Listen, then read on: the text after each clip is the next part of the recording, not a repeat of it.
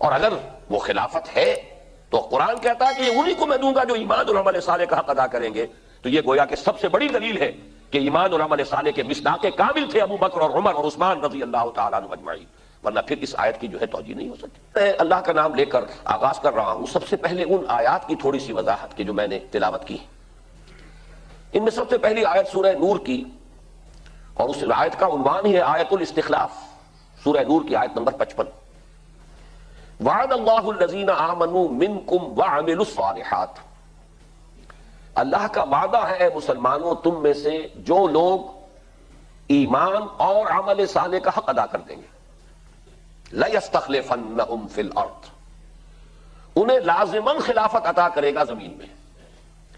خلافت کا اصل مفہوم کیا ہے، اس کی اصل حقیقت کیا ہے، یہ میرا کل کا موضوع ہے، اس پر میں تفصیل سے اس وقت بات کروں گا. اس وقت صرف یہ نوٹ کیجئے کہ یہاں پر خلافت سے مراد مسلمانوں کی حکومت ہے. لَيَسْتَخْلِفَنَّهُمْ فِي الْأَرْضِ. انہیں خلافت عطا کرے گا زمین میں، حکومت عطا کرے گا زمین میں. كَمَا اسْتَخْلَفَ الَّذِينَ مِن قَبْلِهِمْ. جیسے کہ خلافت یا حکومت عطا کی تھی ان کو جو ان سے پہلے تھے. چونکہ ہماری آج کی گفتگو میں بھی بعد میں بڑی تفصیل سے تذکرہ آئے گا سابقہ امت مسلمہ، اس آیت کے بھی ان الفاظ کے حوالے سے ذہن میں تازہ کر لیجئے. موجودہ امت مسلمہ امت محمد ہے صلی اللہ علیہ وسلم، جس سے نسبت کا ہمیں شرف حاصل ہے. ہم سے پہلے ایک امت مسلمہ تھی بنی اسرائیل، وہ بھی امت مسلمہ تھی، اور اب بھی اس کے کچھ باقیات، اب میں کیا کہوں، اصل کے اعتبار سے تو باقیات الصالحات ہونا چاہیے تھا، لیکن اپنی اصل حقیقت کے اعتبار سے جو بالفعل ہے وہ باقیات السیئات کی صورت میں ہے. بہرحال وہ اب بھی موجود ہیں، یہود دنیا میں ہیں، وہ سابقہ امت مسلمہ جو معزول ہو گئی تھی، لیکن یہ کہ اس کا وجود ابھی برقرار ہے. تو یہاں اشارہ کیا جا رہا ہے کہ جیسے ان کو ہم نے حکومت دی تھی. قرآن مجید سے جسے ادنا مناسبت بھی ہے اسے لا محالہ اس موقع پر وہ آیت یاد آ جائے گی. یا داؤد انا جعلناک خلیفۃ فی الارض. اے داؤد ہم نے تمہیں زمین میں خلیفہ بنایا ہے، تمہیں طاقت عطا کی ہے، غلبہ عطا کیا ہے، حکومت دی. سابقہ امت مسلمہ کا یہ جو خلافت راشدہ کا دور ہے، یہ اچھی طرح سمجھ لیجئے. حضرت طالوت، حضرت داؤد اور حضرت سلیمان علیہ السلام، ان کا یہ دور ہے تقریباً 100 برس. یہ سابقہ امت مسلمہ کا خلافت راشدہ کا دور. یہاں اس کا حوالہ دیا، اے مسلمانوں تم میں سے جو لوگ ایمان اور عمل صالح کا حق ادا کر دیں گے انہیں ہم لازماً خلافت عطا کریں گے زمین میں، جیسے کہ ان سے پہلوں کو عطا کی تھی. دوسری بات، ایک تو دو باتیں یہاں نوٹ کر لیجئے. پہلے ایک تو یہ کہ عربی زبان میں تاکید کا جو سب سے زیادہ مؤثر اور بلیغ جو اسلوب ہے وہ یہاں ریپیٹ کیا گیا ہے. لَيَسْتَخْلِفَنَّهُمْ، لازماً انہیں خلافت عطا کرے گا. آگے بھی آپ دیکھیں گے کہ یہی جو ہے صیغہ آئے گا وَلَا يُبَدِّلَنَّهُمْ وَلَا يُمَكِّنَنَّ لَهُمْ. یہ گویا کہ انتہائی تاکید ہے. فعل مضارع سے قبل لام مفتوح اور پھر نون مشدد لا کر اس سے زیادہ زور دینے کا اسلوب جو ہے عربی زبان میں موجود. ہم لازماً بلا شک و شبہ خلافت عطا کریں گے انہیں، حکومت عطا کریں گے زمین میں. دوسری بات یہ نوٹ کیجئے کہ ایک ہی بات کو 3 دفعہ اللہ نے دہرایا ہے. یہ بھی تکرار ہے ایک، لیکن قرآن مجید کی تکرار کی ایک عجیب شان ہے کہ ایک پھول کا مضمون ہو تو 100 رنگ سے باندھو. اسلوب بدل جاتا ہے، الفاظ بدل جاتے ہیں، کہیں کہیں معنی ہی وہی الفاظ بھی آتے ہیں، لیکن اکثر و بیشتر ایک مضمون کو جو ہے مختلف اسلوبوں میں اور مختلف الفاظ میں بیان کیا جاتا ہے. یہاں دیکھیے ایک ہی بات کو 3 مرتبہ دہرایا ہے مختلف اسلوب میں. لَيَسْتَخْلِفَنَّهُمْ فِي الْأَرْضِ، انہیں زمین میں خلافت عطا کرے گا. وَلَا يُمَكِّنَنَّ لَهُمْ دِينَهُمُ الَّذِي ارْتَضَىٰ لَهُمْ، اور ان کے اس دین کو تمکن عطا کرے گا، غلبہ عطا کرے گا جو اس نے ان کے لیے پسند کر لیا ہے. یہاں پھر میں حوالہ دے رہا ہوں قرآن مجید سے مناسبت رکھنے والے شخص کے ذہن میں فوراً آیت آئے گی الْيَوْمَ أَكْمَلْتُ لَكُمْ دِينَكُمْ وَأَتْمَمْتُ عَلَيْكُمْ نِعْمَتِي وَرَضِيتُ لَكُمُ الْإِسْلَامَ دِينًا. آج کے دن میں نے تمہارے لیے تمہارے دین کی تکمیل کر دی، تمہارے لیے اپنی نعمت کا اتمام فرما دیا، اور تمہارے لیے اب اسلام کو تا قیام قیامت دین کی حیثیت سے قبول کر لیا. تو یہ اللہ کا وہ مقبول دین ہے. فرمایا وہ دین جو اللہ نے ان کے لیے پسند کر لیا ہے وہ مغلوب نہیں رہے گا، غالب ہوگا، تمکن حاصل ہوگا اسے. تیسری مرتبہ دہرائی بات وَلَا يُبَدِّلَنَّهُم مِّن بَعْدِ خَوْفِهِمْ أَمْنًا، ان کی جو خوف کی کیفیت اس وقت ان پر طاری ہے اس کو امن سے بدل دے گا. یہ آیات سورہ نور کی ہے، سن 5 کے اواخر یا سن 6 ہجری کے شروع میں نازل ہو رہی. اس وقت تک جو کیفیت تھی، سن 5 میں غزوہ احزاب ہوا تھا، 12,000 کا لشکر آ گیا تھا، مدینے کو گھیرے پڑا رہا ہے، کتنے عرصے تک محاصرہ رہا ہے. اس درجے شدت کی آزمائش مسلمانوں کی ہوئی کہ قرآن مجید کے اپنے الفاظ ہیں، زلزلوا زلزالا شدیدا، ہلا مارے گئے، جھنجھوڑ دیے گئے۔ نتیجہ یہ ہوا کہ منافقین کا نفاق ان کی زبانوں پر آ گیا، ان کا خبث باطن ظاہر ہو گیا۔ تو ایسی کیفیت تھی، بالکل شکل ایسی تھی کہ جیسے ایک لقودق صحرا میں ایک دیا روشن ہے اور آندھیاں چل رہی ہیں اس کو بجھانے کے لیے۔ یہ نقشہ تھا اس وقت تک۔ ہر وقت خوف تھا کہ ابھی حوازن کی طرف سے حملہ ہو جائے گا، ابھی جو نجد کے قبائل ہیں وہ آ کے حملہ آور ہو جائیں گے، ابھی وہ جو خیبر کے یہودی ہیں ان کی طرف سے حملہ ہو جائے گا، ابھی کہیں جنوب کی طرف سے قریش آ جائیں گے۔ ہر وقت یہ خوف کی کیفیت، فرمایا ان کی خوف کی کیفیت کو امن سے بدل دے گا۔ تو دیکھیے یہ تین وعدے نہایت موقت، بات ایک ہی ہے۔ جب انہیں حکومت عطا ہو جائے گی تو ان کے دین کو غلبہ خلی ہو جائے گا، جب حکومت عطا ہو جائے گی تو ظاہر بات ہے خوف کی کیفیت بدل جائے گی۔ تو باتیں تینوں ایک ہی ہیں، لیکن پھر دہرا لیجئے، وعد اللہ الذین آمنوا منکم وعملوا الصالحات لیستخلفنہم فی الارض کما استخلف الذین من قبلہم ولیمکنن لہم دینہم الذی ارتضی لہم ولیبدلنہم من بعد خوفہم امنا۔ اس کے بعد کا ٹکڑا اس آیت مبارکہ کا بہت ہی اہم ہے۔ یعبدوننی لا یشرکون بی شیئا، جب یہ کیفیت ہو جائے گی تو وہ میری بندگی کریں گے اور میرے ساتھ کسی شے کو شریک نہیں ٹھہرائیں گے۔ سوال یہ ہے کہ اس سے پہلے بھی چاہے مسلمان حالت خوف میں تھے لیکن بندگی تو اللہ ہی کی کر رہے تھے، یہ اس کے ساتھ اس کو کیوں ملحق کیا گیا کہ جب یہ ہوگا تو پھر میری ہی بندگی کریں گے، میرے ساتھ کسی کو شریک نہیں ٹھہرائیں گے؟ اس کی وجہ کیا ہے؟ توحید اس وقت تک ناقص ہے جب تک کہ اللہ کا دین غالب نہ ہو جائے۔ یہ توحید یکون الدین کلہ للہ، دین کل کا کل اللہ کے لیے ہو جائے، حاکمیت غیر اللہ کی نفی ہو جائے۔ اس لیے کہ در حقیقت غیر اللہ کی حاکمیت کا تصور یہی شرک ہے۔ وَمَن لَّمْ يَحْكُم بِمَا أَنزَلَ اللَّهُ فَأُولَٰئِكَ هُمُ الظَّالِمُونَ فَأُولَٰئِكَ هُمُ الْفَاسِقُونَ فَأُولَٰئِكَ هُمُ الْكَافِرُونَ۔ جب تک کہ نظام قائم نہیں ہو جاتا، نظام خلافت، افراد ہو سکتا ہے کہ موحد ہو، عقیدہ ان کا توحید ہو، نظام تو توحید پر نہیں ہے، نظام تو کفر اور شرک پر مبنی ہے۔ لہذا در حقیقت توحید کی تکمیل ہی اس وقت ہوگی جبکہ یہ تین وعدے پورے ہو جائیں گے، اس لیے کہ پورا نظام حاکمیت خداوندی کے تحت آ جائے۔ یعبدوننی لا یشرکون بی شیئا، یہ مضمون بھی اصل میں مجھے تفصیل سے کل بیان کرنا ہے۔ اس کے بعد فرمایا اس آیت مبارکہ کا اختتام ہوا ہے وَمَن کَفَرَ بَعْدَ ذَلِكَ فَأُولَٰئِكَ هُمُ الْفَاسِقُونَ، اور جو اس کے بعد بھی کفر کرے گا تو وہ تو نہایت ہی سرکش لوگ ہیں۔ یہاں فاسق اس معنی میں آیا ہے جس معنی میں سورہ کہف میں ابلیس کو فاسق کہا گیا ہے۔ کان من الجن ففسق عن امر ربی، وہ جنات میں سے تھا بس وہ سرکشی اس نے اختیار کی اپنے رب کے خلاف۔ تو یہ سرکشی اور بغاوت کے معنی میں کہ پھر بھی اس کے بعد بھی جو کفر کریں گے وہ تو گویا کہ انتہائی سرکش ہے، شیطان کے گویا کہ بھائی۔ اس میں بھی دو معنی ہیں، ذرا غور کیجئے گا۔ کفر کے دو معنی ہیں، ایک کو کفر اصطلاحی ہے، اسلام کا انکار، توحید کا انکار، رسالت کا انکار، یہ کفر ہے۔ اور ایک کفر ہے شکر کے مقابلے میں، لئن شکرتم لازیدنکم ولئن کفرتم ان عذابی لشدید، اگر تم ناقدری کرو گے، ناشکری کرو گے، میرا عذاب، میری سزا بڑی سخت ہے۔ اگر میری نعمتوں کا شکر ادا کرو گے، قدردانی کرو گے تو پھر میری طرف سے اضافہ ہوگا، بڑھوتری ہوگی۔ تو شکر اور کفر ایک دوسرے کے مقابلے میں آتے ہیں، جیسے کہ سورہ لقمان کے دوسرے رکوع میں فرمایا وَلَقَدْ آتَيْنَا لُقْمَانَ الْحِكْمَةَ أَنِ اشْكُرْ لِلَّهِ وَمَن يَشْكُرْ فَإِنَّمَا يَشْكُرُ لِنَفْسِهِ وَمَن كَفَرَ فَإِنَّ اللَّهَ غَنِيٌّ حَمِيدٌ۔ شکر مقابلہ کفر۔ تو یہاں دونوں معنی ہوئے کہ جب اسلام کا غلبہ ہو جائے گا پھر بھی جو لوگ کفر پر اڑے رہے تو اس کا مطلب ہے کہ وہ تو شیطنت کا مجسمہ ہے۔ یعنی ابھی عذر ہو سکتا ہے، کوئی شخص کہے مجبوری ہے، حالات کا دباؤ ہے۔ اس وقت تو ظاہر بات ہے جب باطل کا غلبہ ہوتا ہے تو صرف اصحاب ہمت ہی وہ ہوں گے کہ جو دین کا دامن تھامیں گے۔ بڑی ہمت کی اور بڑی جرأت کی ضرورت ہے، غلبہ جو ہے باطل کا ہے وہ تو وہی لوگ ہوں گے کہ جو اس نظام کے ساتھ ٹکرانے کی ہمت رکھتے ہو۔ لیکن یہ کہ جب دین کا غلبہ ہو جائے پھر بھی جو کفر پر اڑا رہے معلوم ہوتا ہے اس میں تو سرے سے خیر کوئی ہے ہی نہیں، خیر سے خالی ہے، فَأُولَٰئِكَ هُمُ الْفَاسِقُونَ۔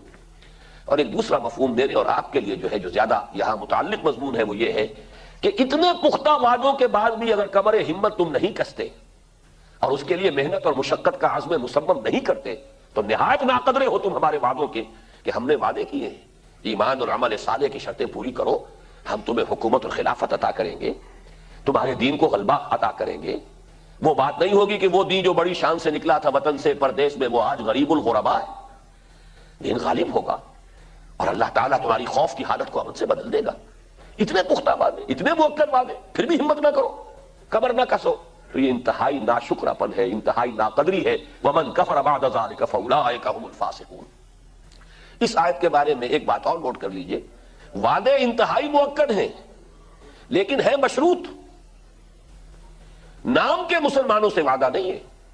وعد اللہ الذین آمنوا منکم وعملوا الصالحات، دو شرطیں پہلے ہیں، وعدہ مشروط ہے، اگر ایمان اور عمل صالح کا حق ادا کرو گے۔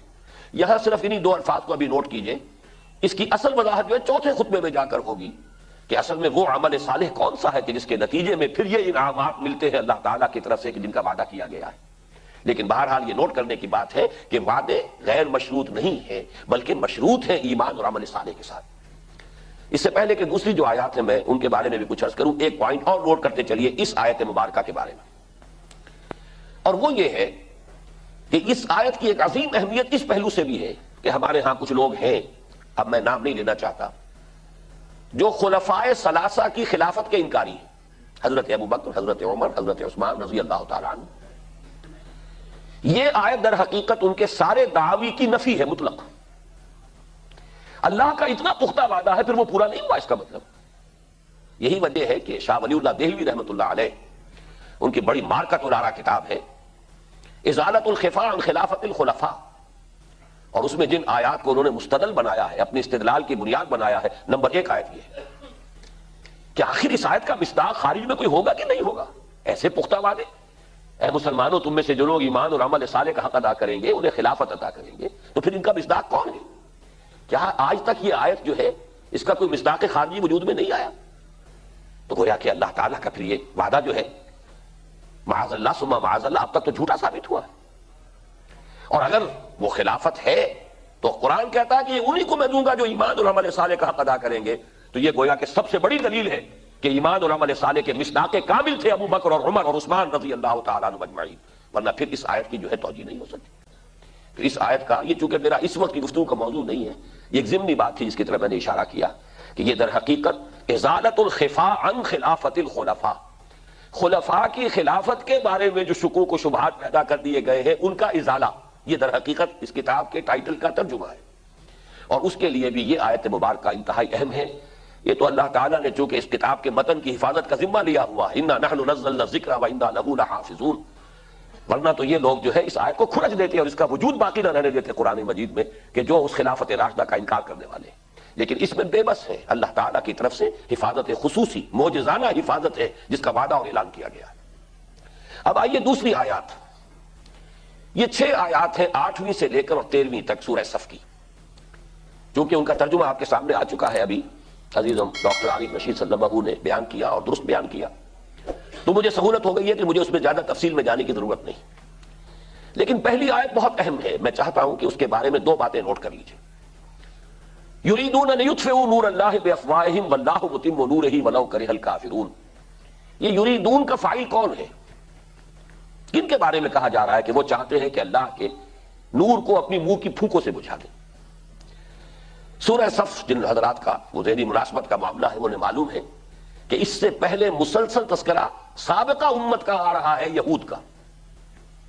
انہوں نے حضرت موسیٰ کے ساتھ کیا کیا، انہوں نے حضرت عیسیٰ کے ساتھ کیا کیا، پھر وہ حضور کے ساتھ کیا کر رہے ہیں، یہ گویا کہ سابقہ امت مسلمہ کے 3 ادوار کا ذکر اس سے پہلے موجود ہے، یہ یہود کی طرف اشارہ ہے، اور یہ جو الفاظ استعمال کیے گئے ہیں کہ یہ اپنی منہ کی پھونکوں سے بجھانا چاہتے ہیں۔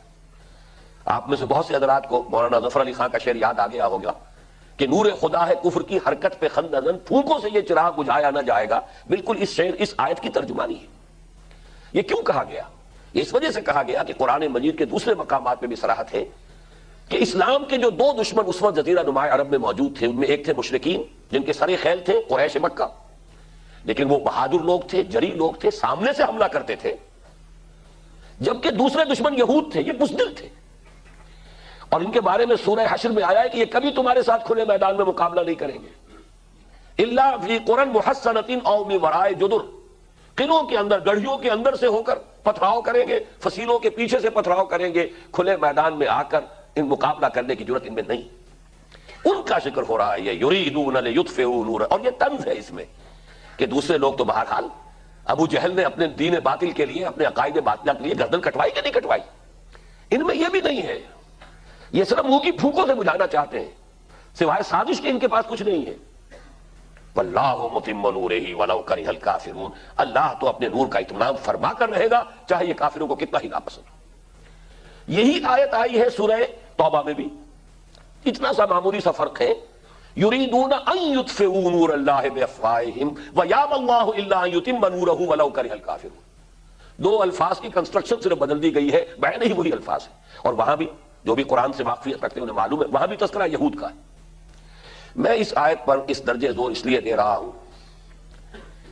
کہ مجھے علامہ اقبال کا وہ شعر یاد آ رہا ہے، آگ ہے اولاد ابراہیم ہے نمرود ہے، کیا کسی کو پھر کسی کا امتحان مقصود ہے۔ بعین ہی یہی کیفیت آج ہے یہود کی، زائنزم جس طرح اسلام کے اس نور کو بجھانے کی فکر میں ہے، اور جس طریقے سے زائنسٹ جو ان کے منصوبے ہیں جس تیزی کے ساتھ وہ روب عمل آ رہے ہیں، اور دنیا کی اب سول سپریم پاور کے سر پر وہ مسلط ہے، وہ در حقیقت اسی طور سے یہ اسلامک فنڈامنٹلزم اور اسلامی بنیاد پرستی کا جو ہوا دنیا میں کھڑا کیا گیا ہے، یہ سب در حقیقت اسی آیہ مبارکہ کے بین السطور میں پڑھ لیجئے، یریدون لیطفئوا نور اللہ بافواہہم واللہ متم نورہ ولو کرہ الکافرون۔ اس کے بعد فرمایا هو الذی ارسل رسولہ بالہدی ودین الحق لیظہرہ علی الدین کلہ ولو کرہ المشرکون۔ وہی ہے اللہ جس نے بھیجا اپنے رسول کو صلی اللہ علیہ وسلم الہدا یعنی قرآن حکیم اور دین حق دے کر، تاکہ غالب کرے اسے کل کے کل دین پر، پورے نظام زندگی پر یا تمام ادیان باطلہ پر۔ اس میں میں زیادہ اس وقت تفصیلی جو ہے تفاصیل میں نہیں جا سکتا، میرا ایک کتاب چاہے نبی اکرم صلی اللہ علیہ وسلم کا مقصد بعثت، اس میں 24 صفحے کا مضمون صرف اس ایک آیت پر ہے۔ جب تک حضور کے مقصد بعثت کا صحیح فہم نہیں ہوگا، واقعہ یہ ہے کہ نہ سیرت النبی سمجھ میں آتی ہے نہ قرآن سمجھ میں آ سکتا ہے۔ اور یہ وہ بات ہے جو میں شاہ ولی اللہ دہلوی رحمۃ اللہ علیہ کے حوالے سے کہہ رہا ہوں، انہوں نے اس آیہ مبارکہ کو پورے قرآن مجید کا عمود قرار دیا، هو الذی ارسل رسولہ بالہدی ودین الحق لیظہرہ علی الدین کلہ۔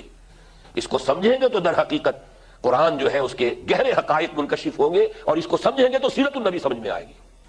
اس لیے کہ ہر بڑی شخصیت کا پہلے معین ہونا چاہیے کہ اس کا مقصود کیا تھا، تبھی تو آپ ایسس کریں گے نا کتنے کامیاب ہوئے کتنے ناکام ہوئے، اور اس ہدف کو انہوں نے کس طور سے حاصل کیا، وہاں تک رسائی کیسے کی ہے۔ اگر یہی معین نہیں کہ ہدف کیا تھا تو اب آپ کس کے حوالے سے، آپ کا فریم آف ریفرنس کیا ہوگا، اسسمنٹ کریں گے تو کس کے حوالے سے کریں گے۔ تو واقعہ یہ ہے کہ یہ آیت مبارکہ بہت اہم ہے، 24 صفحے کا میرا مضمون ہے، اللہ کا شکر ادا کر رہا ہوں۔ میں یہ سمجھتا ہوں کہ اس آیت کے مفہوم کے بارے میں جو مختلف قسم کے وسوسے پیدا کر دیے گئے ہیں اللہ تعالیٰ کے فضل و کرم سے، ان سب کا ازالہ اس 24 صفحے کے مضمون میں ہے۔ لیکن نوٹ کر لیجئے، اور اس پر ابھی ہمیں مزید گفتگو کرنی ہے آگے چل کر، کہ حضور کا مقصد بعثت صرف تبلیغ نہیں، غلبہ دین حق ہے۔ زمین و آسمان کا فرق ہو جائے گا۔ صرف تبلیغ ہوتی تو شاید حضور کبھی تلوار ہاتھ میں نہ لیتے، لیکن غلبہ دین حق تھا، تلوار ہاتھ میں لیے بغیر چارہ نہیں تھا۔ اسی سے در حقیقت ساری بات کھلتی ہے۔ تبلیغ تو بدھ مت کے بھکشو بھی کرتے رہتے ہیں، تبلیغ جو ہے وہ تو جس سطح پر بھی آپ کرتے رہے اس میں کسی تصادم کی ضرورت نہیں ہوتی۔ آخر یہ عیسائی مبشرین جو ہے تبلیغ پر تبلیغ نہ معلوم کہاں سے کہاں تک پہنچے ہیں، ٹمبکٹو میں پہنچے ہیں، اور ایمیزون کے تاش میں پہنچے ہیں، کانگو کے تاش میں پہنچے ہیں، اور پاکستان کے جیکب آباد میں پہنچے ہیں۔ تو تبلیغ کے کچھ اور تقاضے ہیں، اور دین کو غالب کرنے کے کچھ اور تقاضے ہیں۔ اور جب تک مقصد بعثت محمدی واضح نہ ہو صلی اللہ علیہ وسلم تو واقعہ یہ ہے کہ سیرت النبی کا فہم حاصل نہیں ہو سکتا۔ بہرحال حضور کا مقصد بعثت غلبہ دین حق، چاہے یہ مشرکوں کو کتنا ہی ناگوار ہو۔ اور یہاں مشرک پھر نوٹ کر لیجئے مراد کون ہے؟ جو بھی دین حق کے غلبے کی بجائے کوئی اور نظام آپ نے سامنے رکھتے ہیں۔ اس پر بھی تفصیل سے گفتگو کل ہوگی انشاءاللہ۔ شرک کا تصور جو ہے در حقیقت ہم نے شرک کو صرف بعض عقائد سے منسلک کر دیا ہے، ورنہ یہ کہ زندہ قوت تھی زمانے میں یہ توحید کبھی، اور اب کیا ہے فقط ایک مسئلہ ہے علم کلام، توحید کو علم کلام کا مسئلہ بنا کر رکھ دیا ہے۔ بہرحال آگے چل کر بات ہوئی، اللہ کا دین تو غالب ہوگا، محمد الرسول اللہ کی بعثت اسی لیے ہوئی ہے، لیکن ظاہر بات ہے کہ اس کے لیے سرفروشی، جاں فشانی، جہاد اور قتال کے مراحل سے اے مسلمانوں تمہیں گزرنا ہوگا۔ یا ایھا الذین آمنوا هل ادلکم علی تجارۃ تنجیکم من عذاب علیم، اہل ایمان کیا میں تمہاری رہنمائی کروں اس راستے کی طرف، اس کاروبار کی طرف، اس تجارت کی طرف جو دردناک عذاب سے نجات دلا دے۔ تؤمنون باللہ ورسولہ، ایمان پختہ رکھو اللہ پر اور اس کے رسول پر، وتجاہدون فی سبیل اللہ باموالکم وانفسکم، اور جہاد کرو اللہ کی راہ میں اپنی جانوں اور مالوں کے ساتھ۔ ذالکم خیر لکم ان کنتم تعلمون، یہی تمہارے حق میں بہتر ہے اگر تم صحیح علم حقیقی رکھتے ہو۔ یہاں پھر میں تھوڑا سا پاز کر رہا ہوں ایک بات کی توجہ کیجئے، اس آیت میں 2 شرطیں آئی تھیں خلافت کے نظام کے قیام کے لیے، وعدے مشروط تھے ایمان اور عمل صالح سے. یہاں 2 شرطیں آئیں، ایمان اور جہاد. ابھی صرف ان کو نوٹ کرتے جائیے، ان پر تفصیلی گفتگو چوتھے خطبے میں ہوگی. وہ ایمان، وہ عمل صالح اور وہ جہاد کون سا ہے جس سے کہ پھر یہ وعدے پورے ہو سکیں گے؟ اس لیے کہ ہمارے ذہنوں میں ان کے بھی تصورات جو بڑے محدود. عمل صالح کا مفہوم بہت محدود ہو چکا ہے، جہاد کا مفہوم تو محدود ہی نہیں، مسخ ہو چکا ہے، لمیٹڈ ہی نہیں، پرورٹڈ ہے. اس لیے میں اس پر گفتگو کروں گا کہ اصل میں جس جہاد اور جس عمل صالح کے نتیجے میں یہ وعدے پورے ہوئیں گے وہ ان کی حقیقت کیا ہے. لیکن وہ میرے ان خطبات میں سے آخری خطبے کا موضوع ہے. اب نوٹ کرنے کی بات یہ ہے کہ اگر یہ 2 شرطیں پوری ہو جائیں تو یہاں بھی 2 وعدے آئے. وہاں 3 تھے، یہاں 2 ہیں، لیکن وہاں تینوں دنیا سے متعلق تھے. دنیا میں اے مسلمانوں تمہیں خلافت عطا کریں گے، دنیا میں تمہارا دین غالب ہو جائے گا، دنیا میں تمہاری خوف کی کیفیت امن سے بدل جائے گی. جن تینوں کا تعلق دنیا سے. یہاں سورہ صف میں پہلے آخرت کا نتیجہ بیان کیا، یغفر لکم ذنوبکم ویدخلکم جنات تجری من تحتها الانہار ومساکن طیبۃ فی جنات عدن ذالک الفوز العظیم. تمہارے گناہ بخش دے گا، خطاؤں سے درگزر فرمائے گا، تمہیں جنتوں میں داخل کرے گا، تمہیں نہایت پاکیزہ مسکن عطا کرے گا ہمیشگی کے باغات میں. اور نوٹ کر لو یہی بڑی کامیابی ہے. یہاں 2 وعدے آئے، ایک دنیا سے ایک آخرت سے متعلق، اور ساتھ ہی جس کو ہم کہتے ہیں ویلیو سٹرکچر، اقدار کو صحیح کر دیا گیا. اصل کامیابی دنیا کی نہیں ہے، اصل کامیابی آخرت کی. ذالک الفوز العظیم. اسی لیے اس کے کنٹراسٹ میں فرمایا وَأُخْرَىٰ تُحِبُّونَهَا، ایک اور شے جو تمہیں پسند ہے. امام راضی رحمۃ اللہ علیہ نے اوپر بھی آ جائیے، کوئی بات نہیں، یہ سب جگہ اپنی ہے.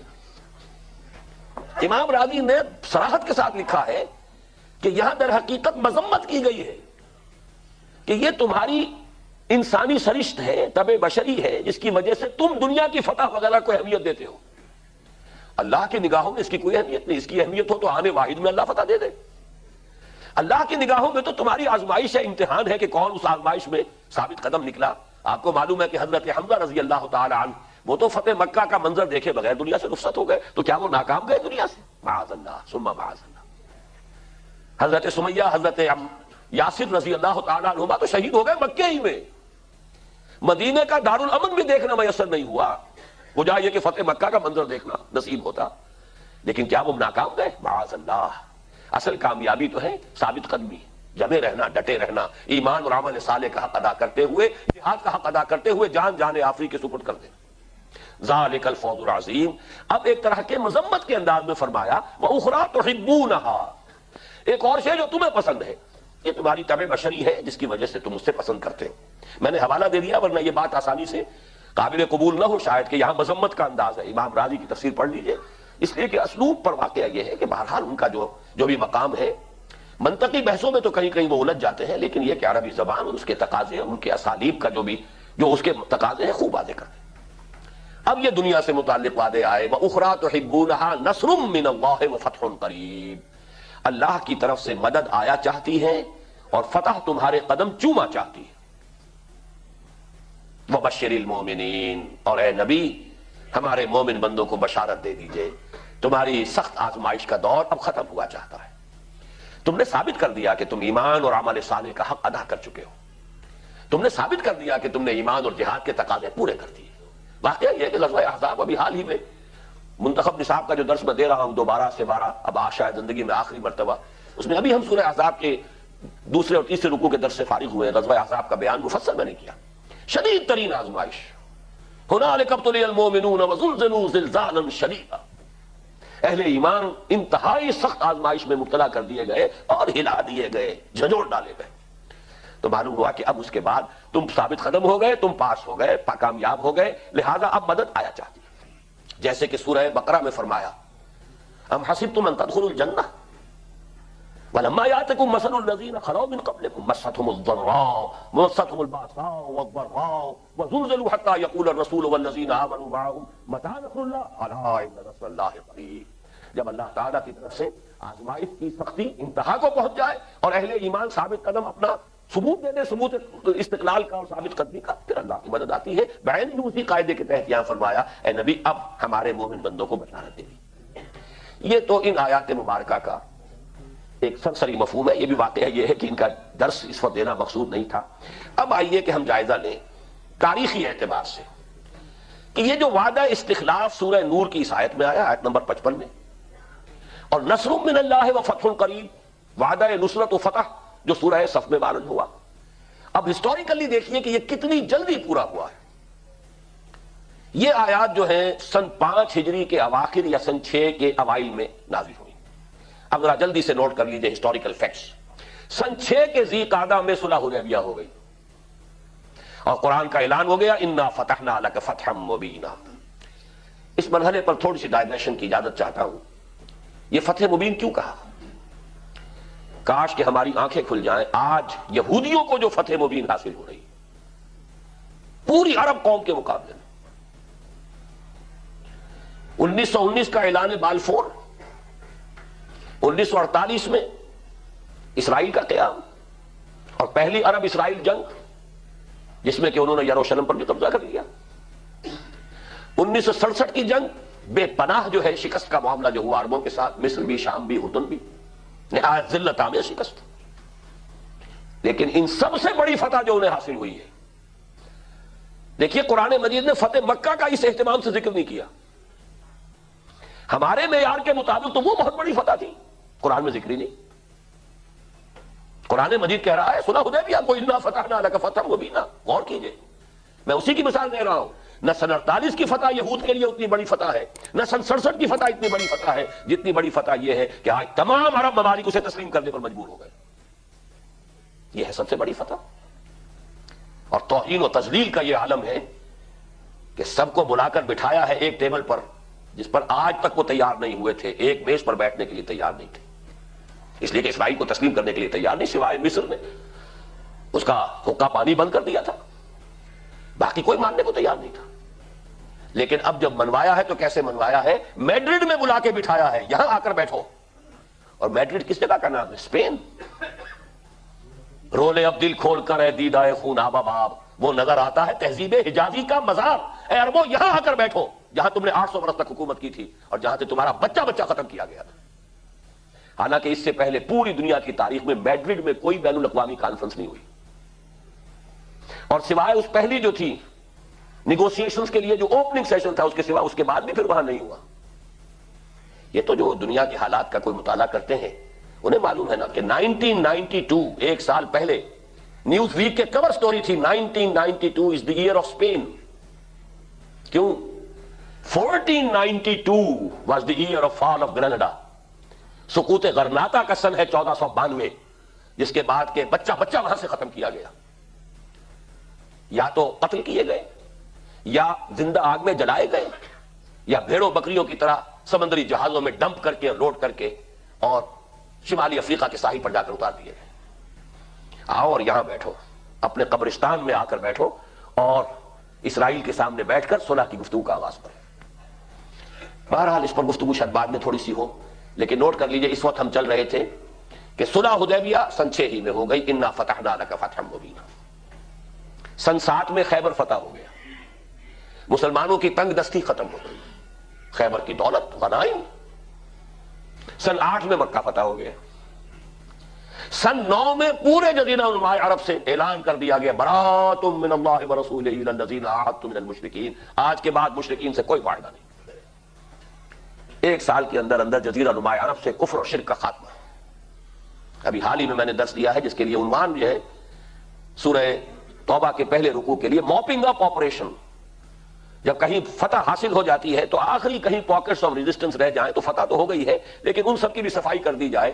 وہ صفائی ہے جو سن 9 میں ہوئی ہے.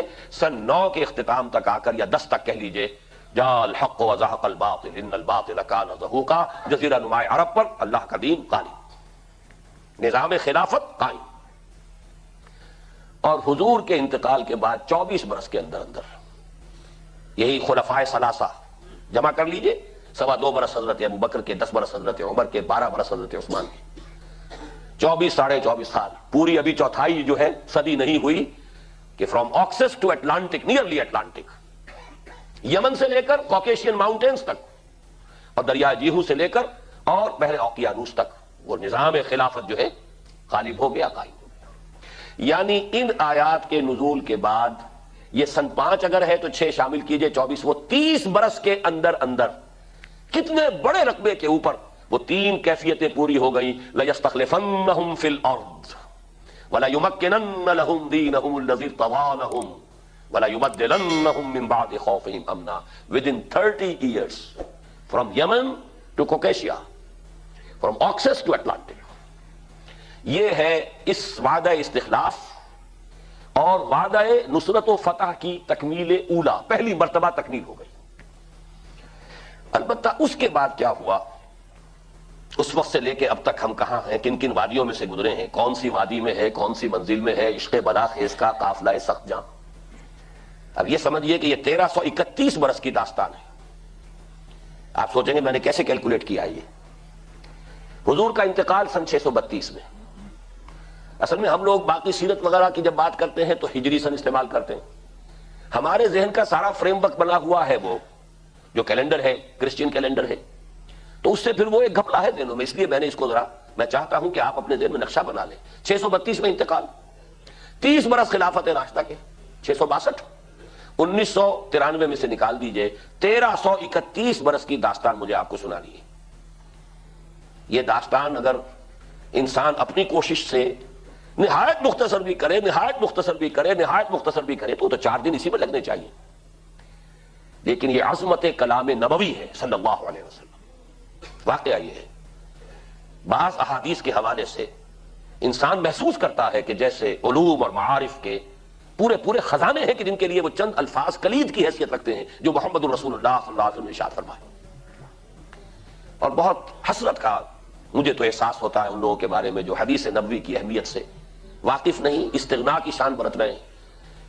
ہمارے اس دور میں 2 فتنوں کی وجہ سے حدیث سے بہت بہت پیدا ہو گیا ہے جدید تعلیم یافتہ لوگوں کو۔ ایک فتنہ قادیانیت تھا، اس کے اثرات بہت پھیلے، قادیانی کب ہوں گے، اس فتنے کے اثرات بہت دور تک پہنچے۔ اور دوسرا فتنہ انکار حدیث، انکار سنت، وہ تو بہت ہی وسیع ہے، شاید ہی کوئی پڑھا لکھا مسلمان اس فتنے کے اثرات سے بالکل محفوظ ہو، اس لیے کہ اس کا آغاز تو سید احمد خان مرحوم سے ہوا ہے، اور پھر ان کی ذریت معنوی جو ہے نہ معلوم کہاں کہاں تک پھیلی۔ جدید تعلیم یافتہ انسان جو ہے ملنا مشکل ہو جائے گا جو اس فتنے کے اثرات سے بالکل محفوظ ہے۔ نتیجہ یہ ہے کہ مسلمانوں کی حدیث نبوی کی طرف جو ہے توجہ نہیں ہے۔ اس لیے میں نے یہ چند الفاظ اپنی اس حسرت کے اظہار کے لیے اس وقت عرض کیے ہیں۔ میں اب آپ کو وہ حدیث سنا رہا ہوں جس کا متن میں پہلے شروع میں آپ کو سنا چکا ہوں۔ حضور نے اپنے زمانے سے لے کر قیامت تک 5 ادوار ذکر کر دیے، ہماری پوری تاریخ اس میں۔ مسند احمد ابن حنبل کی روایت ہے رحمہ اللہ، اور راوی ہے حضرت نعمان ابن بشیر رضی اللہ تعالی عنہ، تکون النبوۃ فیکم ما شاء اللہ ان تکون، مسلمانوں تمہارے مابین نبوت رہے گی جب تک اللہ چاہے کہ رہے، یعنی میں بنفس نفیس موجود رہوں گا تمہارے مابین جب تک اللہ چاہے گا۔ اس کے بعد انک میت و انہم لمیتون، اے نبی آپ کو بھی موت آئے گی اور ان کو بھی آئے گی، انتقال تو ہونا ہے۔ فرمایا ثم یرفع اللہ اذا شاء یرفعها، پھر اللہ جب چاہے گا اس نبوت کو اٹھا لے گا، یعنی میرا انتقال ہو جائے گا، وصال ہو جائے گا صلی اللہ علیہ وسلم، وفداہ آباؤنا وامہاتنا۔ پھر دوسرا دور آپ نے فرمایا ثم تکون خلافتا علی منہاج النبوۃ، پھر دور ہوگا خلافت کا جو نبوت کے نقش قدم پر ہوگی۔ یہ الفاظ بڑے اہم ہیں، عام طور پر ہمارے ہاں جو لفظ زیادہ معروف ہے اور بول چال میں زیادہ آتا ہے وہ خلافت راشدہ آتا ہے، اسے اچھی طرح نوٹ کر لیجئے، یہ اصطلاح حدیث میں نہیں آئی ہے۔ خلفائے راشدین کا لفظ آیا ہے، علیکم بسنتی و سنت الخلفاء الراشدین المہدیین، اے مسلمانوں تم پر لازم ہے کہ میری سنت کا اتباع کرو اور میرے خلفائے راشدین المہدیین کی سنت کا اتباع کرو، لازم ہے تم پر۔ لیکن خلافت کے ساتھ جو صفت آئی ہے وہ یہاں نوٹ کیجئے، یہ عام نہیں ہے، اس کو اب ہم عام کر رہے ہیں اپنی مطبوعات کے ذریعے سے۔ خلافت علی منہاج النبوہ، منہاج منہج راستہ طریقہ، بعین ہی نبوت کے نقش قدم پر خلافت۔ یہ بعین ہی کا لفظ اس قدر زور دے کر میں نے کیوں ادا کیا ہے اس کو سمجھ لیجئے۔ خلافت راشدہ میں وہ نظام جو محمد عربی صلی اللہ علیہ وسلم نے بنفس نفیس قائم کیا، بعین ہی، بتمام ہی، بکمال ہی، جو کا تو قائم رہا ہے۔ اس میں ایک مثال آپ کو دے دیتا ہوں کہ جب حضرت ابو بکر رضی اللہ تعالیٰ عنہ کے عہد خلافت میں مانعین زکات کا فتنہ اٹھا. حضرت عمر جیسے شخص نے بھی رضی اللہ تعالیٰ عنہ مصلحت اندیشی کا مشورہ دیا کہ حالات کو دیکھیے، 2 محاذ پہلے کھلے ہوئے ہیں، آپ نے جیش اسامہ بھی بھیج دیا، اس لیے کہ حضور نے تیار کیا تھا. حضرت ابوبکر نے فرمایا کیسے ممکن ہے جو جیش اور جس کا علم دیا ہو حضور نے اپنے دستے مبارک سے، میں اسے روک دوں. پھر جو جھوٹی نبوتوں کے دعوے دار کھڑے ہو گئے ان سے تو ہمیں لڑنا ہی ہے، ہر صورت لڑنا ہے، ان کا کفر تو بالکل واضح ہے ازل من الشمس سے. تو 2 محاذ کھلے ہوئے، مسلمانوں کے دل زخمی ہیں، مورال جو ہے پست ہے حضور کے انتقال کی وجہ سے. اب تیسرا محاذ نہ کھولیے، رعایت کیجئے، انہوں نے اسلام کا انکار نہیں کیا، کسی جھوٹی نبوت کا اقرار نہیں کیا، نماز کو بھی مان رہے ہیں، زکوٰۃ میں بھی یہ نہیں کہہ رہے کہ زکوٰۃ نہیں دیں گے، صرف یہ کہہ رہے ہیں کہ ہم حکومت کو نہیں دیں گے، اپنے طور پر دیں گے، خرچ کریں گے. تو ذرا لینینسی برتیے، مصلحت کو دیکھیے، تیسرا محاذ نہ کھولیے. اس پر جو حضرت عمر رضی اللہ تعالیٰ عنہ کا ریئیکشن تھا، ایک تو ڈانٹ پلائی حضرت عمر کو، اور یہ مقام ہے ابو بکر کا کہ عمر کو ڈانٹ پلا سکتے تھے، صرف وہی پلا سکتے تھے صحابہ میں، اور کسی کا یہ مقام نہیں. اے عمر تم جاہلیت میں تو بڑے سخت تھے، کیا ہو گیا تمہیں؟ اسلام میں اتنے نرم ہو گئے، اتنی کمزوری کا مظاہرہ کر رہے ہو. دوسری بات فرمائی، اور یہ ہے اصل جس کے لیے میں عرض کر رہا ہوں، ایبدل الدین وانا حی، کیا دین میں ترمیم کی جائے گی جبکہ میں ابھی زندہ ہوں؟ میرے جیتے جی دین میں ترمیم نہیں ہو سکتی. کس حد تک کہا ہے کہ خدا کی قسم حضور کے زمانے میں اگر یہ زکوٰۃ کے اونٹوں کے ساتھ ان کو باندھنے کی رسیاں بھی دیتے تھے، اگر یہ کہیں گے کہ اونٹ لے جاؤ رسی نہیں دیں گے تب بھی میں جنگ کروں گا. اور اس دور کا بھی ایک حوالہ دے دوں، آپ کو معلوم ہوگا، آپ تو خیر کمیونزم جو ہے معلوم ہوتا ہے کہ it's a thing of the past, لیکن ذرا کچھ سال پہلے کے ذہن میں چلے جائیے، ابھی تو بڑا غلغلہ تھا. روسیوں پر الزام تھا چائنیز کا ریویژنزم، انہوں نے اپنے نظریے میں ترمیم کر لی، یہ مارکسزم کے اوپر قائم نہیں رہے، یہ تو رشین نیشنلزم کا لبادہ اوڑھ لیا ہے. مغرب کے ساتھ پیسفل کو ایگزسٹنس کیسے ممکن ہے؟ تو یہ ریویژنزم ہوتا ہے کسی بھی آئیڈیولوجیکل ریولوشن کے بعد، جو نرس ٹیسٹ ہوتے ہیں وہ اس میں ہے. ذرا سی ترمیم ہوگی، آپ نے 1 درجے کی ترمیم کی، کچھ دنوں کے بعد 2 درجے، پھر 3 درجے، وہ تو پھر کہیں سے کہیں جو ہے خشت اول چونے حد معمار کج تھا سریا بھی ربت دیر کا دیوار کج.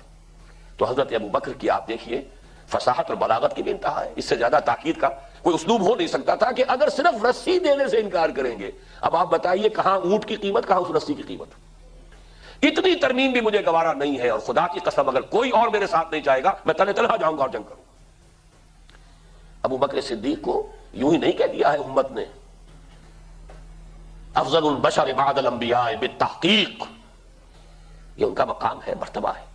رقیق القلب انسان، نحیف الجثہ انسان، لیکن عظیمت، استقلال، اس کا کوہ ہمالیہ تھا اندر. بہرحال میں نے یہ وضاحت کی کس لیے کہ خلافت علی منہاج جو کا تو خلافت کا نظام ہے کہ جو قائم رہا، جسے ہم عرف عام میں خلافت راشدہ کہتے ہیں، حدیث کی اصطلاح میں خلافہ علی منہاج النبوہ. یہ نظام دوسرا تھا. حضور نے فرمایا یہ بھی رہے گا جب تک اللہ چاہے گا، پھر یہ بھی ختم ہو جائے گا. ثم یرفع اللہ اذا شاء یرفع، پھر اسے بھی اللہ اٹھا لے. ایک نقطہ یہاں اور بیان کرتا چلوں، حضور کا دور خلافت تھا یا نہیں؟ صرف اس وقت میری بات کہیں نوٹ کر کے دماغ کے گوشے میں رکھ لیجئے، تفصیل سے بحث کل ہوگی. وہ بھی خلافت تھی. داؤد خلیفہ تھے کہ نہیں؟ یا داؤد انا جعلناک خلیفۃ فی الارض، در حقیقت وہ بھی خلافت ہے، لیکن اس خلافت کو اب یوں سمجھیے کہ ہمیشہ ہمیشہ کے لیے ایک ماڈل کی حیثیت حاصل ہو گئی. لقد کان لکم فی رسول اللہ اسوۃ حسنہ. اب باقی جو بھی نظام ہوں گے وہ اس کے حوالے سے ایسیس کیے جائیں گے. تو بعین ہی اس کے مطابق جو نظام خلافت ہے وہ ہے 30 برس کا، جس کو ہم عرف عام میں خلافت راشدہ اور حدیث کی اصطلاح میں اصلا خلافت علی منہاج النبوہ کہیں گے. اس کے بعد آیا تیسرا دور. حضور کے الفاظ کیا ہے؟ ثم تکون ملکا عاضا. پھر ایک دور آئے گا ملوکیت کا، اور اس کا وصف ہوگا کاٹ کھانے والی ملوکیت. عض یعض یوم یعض الظالم علی یدیہ. قیامت کے دن جو ہے ظالم اور کافر جو ہے اپنی مایوسی میں حسرت کے ساتھ اپنے ہاتھوں کو کاٹ رہے ہوں گے، ہائے ہماری شامت، ہم کس راستے پر چلتے رہے کہ آج اس انجام سے 2 چار ہونا پڑا. عض یعض، کاٹنا، دانتوں سے کاٹنا. کٹکھنی ملوکیت کا دور آئے گا. فتکون ما شاء اللہ ان تکون، پھر وہ بھی رہے گی جب تک کہ اللہ چاہے گا کہ رہے، ثم یرفع اللہ اذا شاء یرفع، پھر اللہ تعالیٰ جب چاہے گا اسے بھی اٹھا لے گا۔ اس سے مراد کیا ہے؟ خلافت راشدہ یا خلافت علی منہاج النبوہ کے بعد جس نظام کو عرف عام میں خلافت کہا جاتا ہے، حدیث نبی نے اسے ملوکیت سے تعبیر کیا۔ خلافت تو ایک معنی میں ہم اس کو کہہ سکتے ہیں، یہ بھی میں کل اس نقطے پہ مزید گفتگو کروں گا جب خلافت کی حقیقت، اس کے شرائط بیان کروں گا، اس لیے کہ کتاب و سنت کی ٹوٹل بالادستی وہاں موجود تھی۔ خلافت بنو امیہ میں بھی تھی، خلافت بنو عباس میں بھی تھی، خلافت عثمانیہ میں بھی رہی ہے، لیکن یہ ہے کہ وہ نظام جو ہے دولت کی تقسیم کا نظام بدل گیا، اور یہ در حقیقت ملوکیت یوں سمجھیے کہ دور بنو امیہ جو ہے 90 برس ہے اس کے، یہ ٹرانزیشن کا ایک پیریڈ ہے، عبوری دور ہے۔ خلافت علی منہاج النبوہ سے ملوکیت تک پہنچتے پہنچتے ایک دن میں تو بات نہیں ہو گئی تھی نا، دور بنو امیہ جو ہے ٹرانزیٹری پیریڈ ہے۔ اصل ملوکیت جا کر جو جمی ہے وہ دور بنو عباس سے، جب محل بنے اور ٹھاٹھ جمے، وہ دور در حقیقت، ورنہ اس سے پہلے عربی حضارت اور بدویت جو ہے دور بنو امیہ میں برقرار تھی، لیکن بہرحال ظالم حکومت تھی، اس میں تو کوئی شک نہیں۔ میں چند اس کے اشارے کر رہا ہوں۔ جو کچھ ہوا حسین ابن علی رضی اللہ تعالی عنہما کے ساتھ کربلا میں، اور یہ تو چونکہ ان کا ذکر جو ہے بہت زیادہ ہوتا ہے، ہر سال جو ہے خاص اہتمام سے ہوتا ہے، اس لیے بچہ بچہ واقف ہے۔ وہی کچھ ہوا حضرت عبداللہ ابن زبیر کے ساتھ مکہ مکرمہ میں، عین مکہ مکرمہ میں ذبح کیے گئے ہیں۔ حرمت حرم مکی کو بٹا لگا ہے۔ پھر واقعہ حرہ ہوا ہے، 3 دن تک مدینے کو لوٹ مار کیا گیا اور مدینے کے اندر خواتین کی بے حرمتی ہوئی۔ واقعہ حرہ، حرم نبوی جو ہے اس کی بے حرمتی ہوئی۔ پھر حجاج ابن یوسف کے ہاتھوں سینکڑوں تابعی شہید کیے گئے۔ تو تاریخی حقائق ہیں، اور میرے لیے اس سے بھی کہیں زیادہ دردناک اور تاریخ کے اعتبار سے کہیں زیادہ فیصلہ کن ظلم جو تھا، محمد ابن قاسم کو بلا کر شہید کر دیا۔ وہ نوجوان، ٹین ایجر نوجوان جو آیا تھا، فاتح تھا، اور اتنا نیک، اتنا پارسا، ہندوؤں نے اپنے ذہن کے مطابق اسے اوتار کا درجہ دیا۔ وہ تو اپنے ذہن سے سوچیں گے نا، مورتیاں بنا کر مندروں میں رکھ دی گئی جن کو پوجا جا رہا تھا۔ ایسا نیک، اتنا صالح، اتنا پارسا، ایسا متقی، ایسا عادل حکمران، اگر کہیں انہیں موقع مل گیا ہوتا تو اسی وقت ہندوستان پورا فتح ہو جاتا۔ لیکن ملوکیت کو سب سے بڑا خطرہ لاحق ہو جاتا ہے اگر کوئی شخص اتنا پاپولر ہو گیا تو ہمیں خطرہ ہے، ہمارے اقتدار کو خطرہ ہے۔ وہاں تو سوچنے کا انداز یہ ہوگا، کیا جرم تھا محمد ابن قاسم کا؟ تاریخ خاموش ہے، بے گناہ بلایا گیا، شہید کر دیا۔ یہی ہوا بعینہ ہی موسیٰ ابن نصیر کے ساتھ رحمت اللہ علیہ، جس نے کہ شمالی افریقہ کا اکثر و بیشتر حصہ فتح کیا تھا، اور اس کے ایک ادنا کمانڈر تھے طارق ابن زیاد، طارق جو برکنارہ ینظر سفینہ سوخت، جس نے پورا جو ہے آئیبیرین پیننسولا فتح کیا ہے۔ موسیٰ ابن نصیر کو بھی بلا کر جان بخشی کر دی گئی، بوڑھے تھے بہت، ورنہ یہ کہ اتنا ذلیل کیا گیا ہے، تیز دھوپ میں کھڑا رکھا گیا ہے، بے ہوش ہو کر نیچے گرے۔ خطرہ دونوں سے ایک ہی بات کا تھا کہ ہماری بادشاہت کو ان افراد کی یہ پاپولیرٹی جو ہے اس سے خطرہ لاحق ہو گیا۔ یہ ہے وہ، ابھی تو یہ دور میں ابھی بنو امیہ کی بات کر رہا ہوں ساری، پھر جو بھی ٹھاٹھ جمے ہیں اور جو عیش ہوئے ہیں، اور کوہ قاف کا سارا نسوانی حسن جو ہے جو بغداد کے محلوں میں آیا ہے، پھر رقص و سرود جو بھی ہوا ہے، سب کچھ سب کو معلوم ہے۔ الف لیلہ جو ہے بغداد کی 1000 راتیں جو ہیں، یہ ساری کی ساری داستانیں ذہن میں رکھ لیجئے۔ یہ ہے بہرحال تیسرا دور۔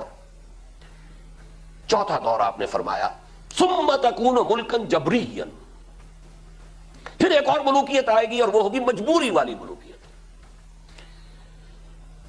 چونکہ ہمارے پاس کوئی گواہی موجود نہیں ہے کہ اس کا فرق حضور سے پوچھا گیا ہو کہ حضور یہ دونوں ملوکیتوں کا کیا فرق ہے، ملوکیت کاٹ کھانے والی ملوکیت اور پھر چوتھا دور ہے ملوکیت جبری ملوکیت۔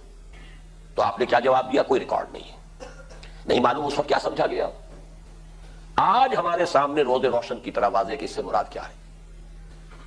پہلا ملوکیت کا دور وہ تھا کہ ملوک مسلمان تو تھے، کلمہ گو تو تھے، پھر ملوکیت جو آئی ہے ہم پر وہ غیر مسلموں کی حاکمیت اور غلامی، western imperialism, European powers, colonial powers, برطانیہ کے غلام، فرانس کے غلام، اٹلی کے غلام، ولندیزیوں کے غلام، یہ غلامی، یہ چوتھا دور ہے جس کی کہ حدیث میں خبر دی گئی۔ یہاں میں اس وقت صرف اشارہ کر رہا ہوں، تفصیل سے آج ہی بعد میں عرض کروں گا یہ چوتھا دور ابھی ختم نہیں ہوا، ایک اعتبار سے ختم ہوا ہے، ایک اعتبار سے جاری ہے۔ ختم اس اعتبار سے ہوا ہے کہ ڈائریکٹ رول، براہ راست غلامی ختم ہو گئی، تماشا دکھا کر مداری گیا، انگریز اور اس کے فوجی گئے، فرانسیسی گئے، بلندیزی گئے، اطالوی گئے، سب گئے، ڈائریکٹ رول ختم، اس اعتبار سے ختم ہوا۔ لیکن انڈائریکٹ رول برقرار ہے، رول بائی پراکسی یا ریموٹ کنٹرول، سب ان کے شکنجے میں، ہماری معیشت ان کے شکنجے میں، ہمارے وسائل ان کے قبضے میں، ہمارے ذہن ان کے قابو میں، اور اب تو جس درجے CNN اور نہ معلوم کس کس کے ذریعے سے ہمارے ذہنوں کے اوپر جو بھی جبر آ رہا ہے، کہاں بچ کر جائے گا؟ کون بچ سکے گا؟ پھر یہ کہ اس سے پہلے ابھی ہم تہذیبی انداز میں غلام، علم میں بھکاری، ٹیکنالوجی میں بھکاری، ان کے دست نگر، تو در حقیقت یہ چوتھا دور جزوی طور پر ختم ہوا ہے، لیکن در حقیقت معنوی اعتبار سے ابھی اس کا تسلسل جاری ہے۔ میں نے اکثر جگہوں پر اس کو کراچی کے حوالے سے بیان کیا، کراچی میں لانڈھی، گورنگی، شاید یہی معاملہ ہوگا، اور جو یہ نیو کراچی وغیرہ میں بھی جو بس سٹاپس آتے ہیں، 3 نمبر، پھر 3.5 نمبر، پھر 4 نمبر، پھر 4.5 نمبر، پھر 5 نمبر، تو ہم 4.5 نمبر پر کھڑے ہیں اس وقت۔ چوتھا دور ایک درجے میں ختم ہوا ہے، ایک درجے میں ابھی باقی ہے، اس پر میں بعد میں عرض کروں گا۔ اور ابھی جو اس کا آدھا حصہ باقی ہے وہ پہلے سے کہیں زیادہ تلخ ہے، اس کے شدائد اور مصائب پہلے سے کہیں بڑھ کر ہوں گے، لیکن وہ میری گفتگو میں بعد میں آئے گی بات۔ اب آئے ہم آخری دور پر، حضور نے فرمایا بہرحال اس کو بھی ختم ہونا ہے، ثم يرفعه الله اذا شاء يرفع، پھر اس دور کو بھی اللہ اٹھا لے گا جب چاہے گا کہ اٹھا لے۔ ثم تكون خلافة على منهاج النبوة، پھر دور آئے گا خلافت على منهاج النبوة کا۔ یہ ہے وہ نوید جاں فضا، یہ ہے وہ خوشخبری موجودہ مایوس کن حالات میں، تقریباً ناقابل یقین حالات کے اعتبار سے، فیکٹس آن دی گراؤنڈز کے اعتبار سے تو بالکل کہیں اس کے سان گمان نہیں، آس پاس کا کوئی امکان نہیں، لیکن واقعہ یہ ہے کہ یہ محمد الرسول اللہ صلی اللہ علیہ وسلم کا فرمان ہے، ثم تکون خلافت علی منہاج النبوہ، پھر خلافت علی منہاج النبوہ کا دور آئے گا۔ اس کے بعد راوی فرماتے ہیں حضرت نعمان بن بشیر، ثم سکت رسول اللہ صلی اللہ علیہ وسلم، یہ فرما کر حضور خاموش ہو گئے۔ خاموش کیوں ہو گئے؟ کہ اس کے بعد دنیا کا خاتمہ ہے، یہ میں بعد میں مزید وضاحت سے عرض کروں گا۔ لیکن اس روایت کی ایک اور ہے کسی سند کے حوالے سے، یہی حدیث قدر زیادہ تفاصیل کے ساتھ مولانا مودودی نے اپنی کتاب تجدید و احیاء دین میں نقل کی ہے۔ افسوس یہ کہ اس کا حوالہ نہیں دیا کہ وہ کون سی کتاب سے ہے۔ ہم نے امکانی حد تک اس کی کوشش کی ہے کہ ہمیں کتب احادیث میں اس کا کوئی حوالہ مل جائے، لیکن تاحال نہیں مل سکا، لیکن بہرحال انہوں نے لکھی ہے، اور باقی سارا مضمون وہی ہے جو میں نے بیان کر دیا۔ آخر میں جب خلافت علی منہاج النبوہ قائم ہوگا تو اس کے بارے میں فرمایا، اس حدیث میں مزید اضافی الفاظ یہ ہیں حضور کے، تعمل فی الناس بسنت النبی صلی اللہ علیہ وسلم، پھر جب وہ خلافت علی منہاج النبوت کا نظام قائم ہو جائے گا تو لوگوں میں سنت محمد صلی اللہ علیہ وسلم کے مطابق معاملہ ہوگا۔ وَيُلْقِي الْإِسْلَامُ بِجِرَانِهِ فِي الْأَرْضِ، اور اسلام اپنے جھنڈے زمین میں گاڑ دے گا۔ يَرْضَى عَنْهَا سَاكِنُ السَّمَاءِ وَسَاكِنُ الْأَرْضِ، پھر اس نظام سے آسمان والے بھی راضی ہو جائیں گے، زمین کے رہنے والے بھی راضی ہو جائیں گے۔ لَا تَدْنُ السَّمَاءُ مِنْ قَطَرٍ إِلَّا صَبَّتْهُ مِدْرَارًا، آسمان نہیں روکے گا اپنا ایک قطرہ بھی، اسے موسلا دھار بارش کی شکل میں زمین پر نازل فرما دے گا۔ وَلَا تَدَعُ الْأَرْضُ مِن نَبَاتِهَا وَبَرَكَاتِهَا شَيْئًا إِلَّا أَخْرَجَتْهُ، اور زمین بھی اپنے خزانوں میں سے کچھ نہیں روکے گی، اپنی نباتات اور اپنی برکات ساری کی ساری اڈیل دے گی، اگل دے گی، باہر نکال دے گی۔ یہ دور ہے اس خلافت علی منہاج النبوہ کی شان جو ہے اس حدیث میں اضافی طور پر وارد ہوئی ہے۔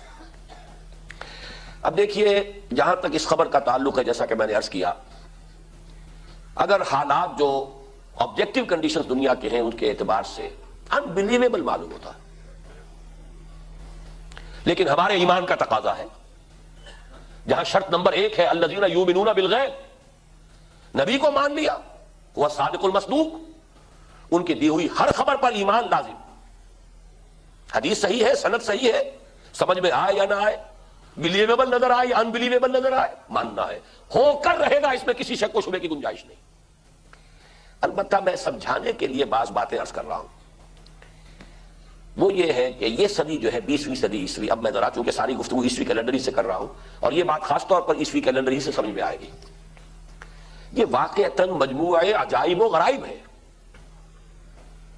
پوری تاریخ انسانی میں اتنا پروفاؤنڈ دور کوئی نہیں گزرا جو یہ صدی کا معاملہ ہے۔ میں چند حوالے دے رہا ہوں۔